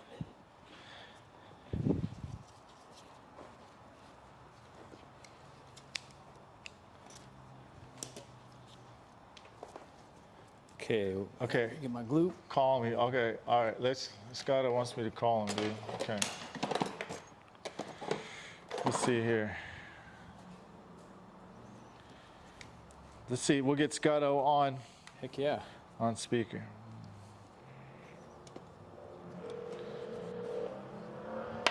Here's some leather, dude. Oh, right here. I mean, I gave you. Has that been big enough? What up, Scotto? What up, dog?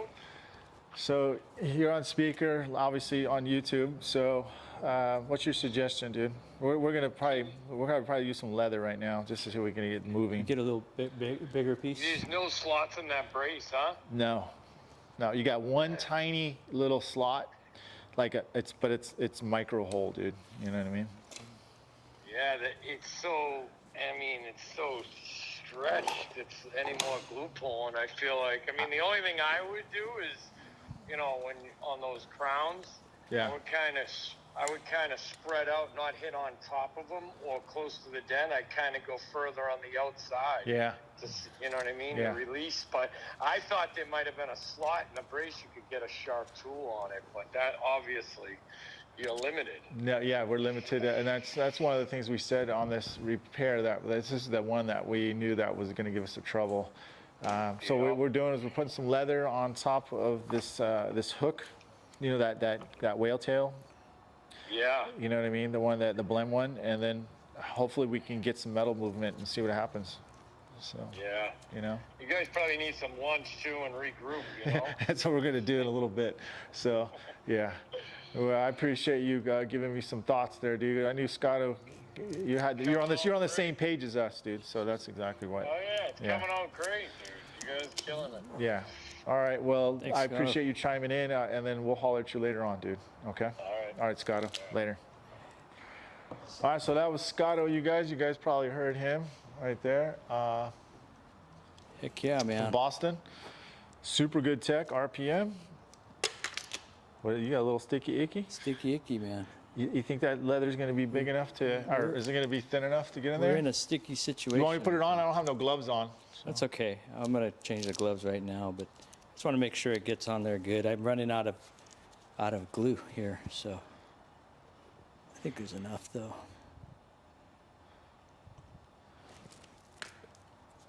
Okay, so we'll let that dry just a little. Dude, you have some crazy glue? I might have some in the truck. No, I don't. Okay. That's what I don't have. I don't This have. I'm running out a I little don't have bit any here. glue. Man, look at that dent, dude. How much power we Okay, got this on should be these good. things? This should be good. So this is Still what we good. got. Still good. Got some leather on there. Okay, I'm gonna go change my gloves real quick. I got them in the truck right here. I got some gloves here, Yeah. Okay. if you want. I mean, It's all good. These are pretty durable. They just rip Okay. with the glue. Go Real ahead, quick, go let me ahead. grab them. meanwhile, back at the ranch. All right, so just to give you guys a heads up. So I'll brief you. Oh my goodness. So we have this whale tail right here. It's very thin, and it's basically a whale tail upper door brace tool. It's too sharp to use just bare. So Joe put some Tessa tape first layer underneath, and then we got some thin layer of leather on there right here, and so we crazy glued it on. And so hopefully we can still get that between the brace. That's the first challenge. And once we get it, hopefully we can get some good pushes and without it poking up or creating some high spots that will make way more work for us. But I don't know. I could probably live with a couple high spots and get the metal up and then re-clean it, but we'll see. Yeah, well, that's another option. It's like Scotto said, use a sharp tool and and kind of shrink it up. But I think that, well, for one thing, I use the sharp tools too, but I prefer to use a softer push if at all possible. Sometimes it's not possible if it's really stretched, and this is pretty stretched, but at the same time, we are working on Porsche metal here, and there's a little bit of a contour, so I'm hoping that works in our favor. But let's see if this leather helps, and we'll put some heat on it, and at least just get started. Yeah, okay.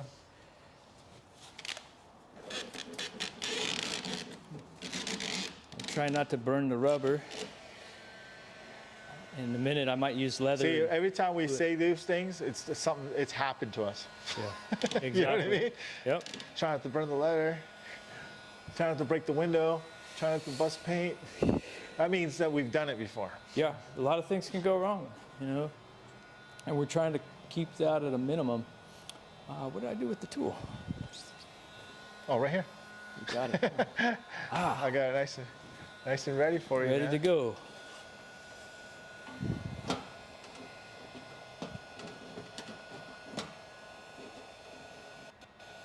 Okay.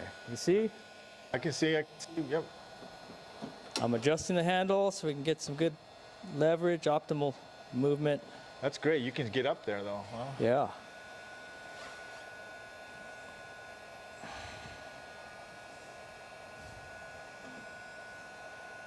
slipped a little bit. Man, I hope I don't poke a hole right through it. I don't know, man. That's some. Or put a Sharpie on there, you know. How big is that opening on it? It's about 1/4 of an inch or 5/16 maybe. We might be able to get something in there and just put some control pushes, you know. Let me just check the leather. Okay, the leather's still in good shape. It's slipping or sliding around a little bit in there. Yeah.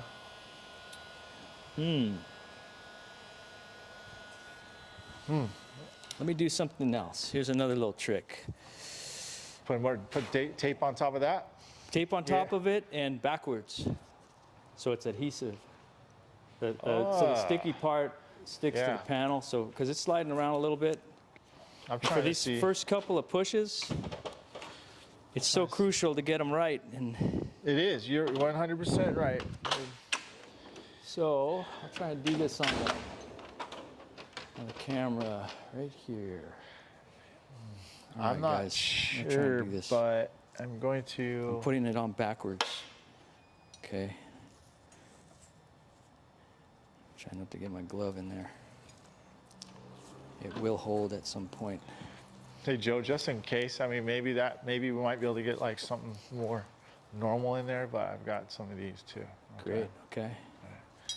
Thank you. And I was talking about these guys. So this is actually a custom tool from Ultra, but I don't know. I don't think that's gonna. I know what you're thinking. This is not gonna work, and you might be nah, right. That won't work. We gotta try something. That's out. We got cushion on there with the leather. No, that's out. I mean, that blend adhesion. tool is just going to give you the best option. Let's do this. Hey, yeah, you see, this is the stuff we do on. When you're at a job site, you got to figure it out. You have to do a MacGyver, man. Heck yeah. You make it happen. Man, that's deep, dude. Without risking, though, the car, you know. Okay, so Mike, this is what I just showed them. Oh hell yeah! Joe says he's gonna deliver his pizza. What? That's awesome. Thanks, Joe.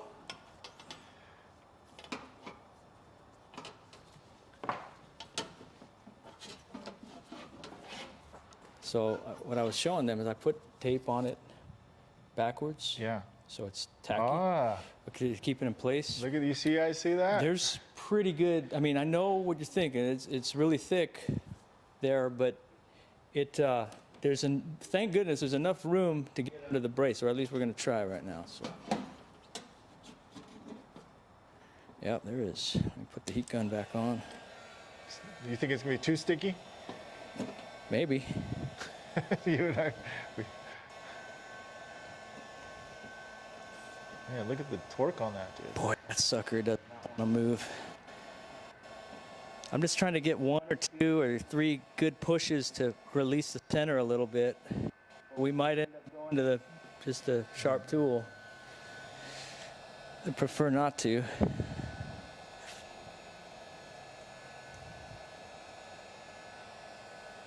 Man, that's freaking strong, dude. I'm watching you torque the heck out of that, dude.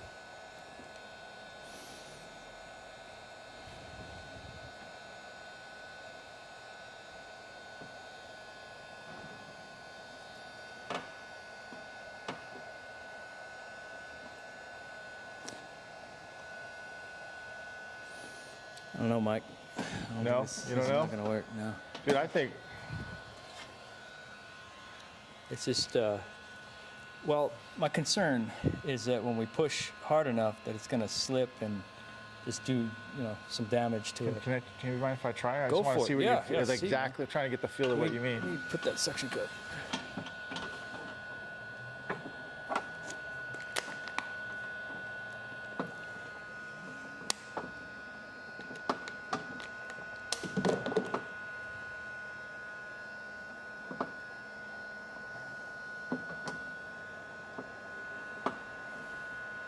You know what these tools need? They need longer extensions. The handles need to be longer.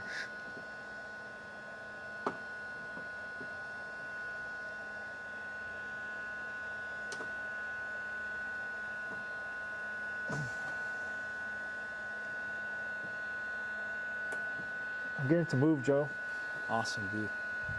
Sorry, guys, if I'm in your way. No, in your way. Sorry. You're good. You're good. They can see. Sorry, I Right wasn't. under the wrist. So. Whale-tail leather with door open. That's a good question, Roscoe.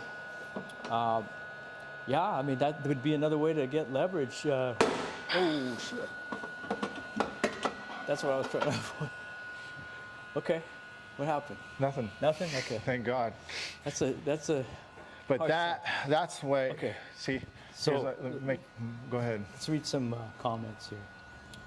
Roscoe Byron says, "Can you whale-tail leather with door open?" That might be a way to work from the inside with the door open and leverage it out. I think the problem we're having I don't right think now, so, because that torque you're talking from inside. from the inside of the door, like with the door open. Yeah. So like your body is positioned, 'cause that plays a big role.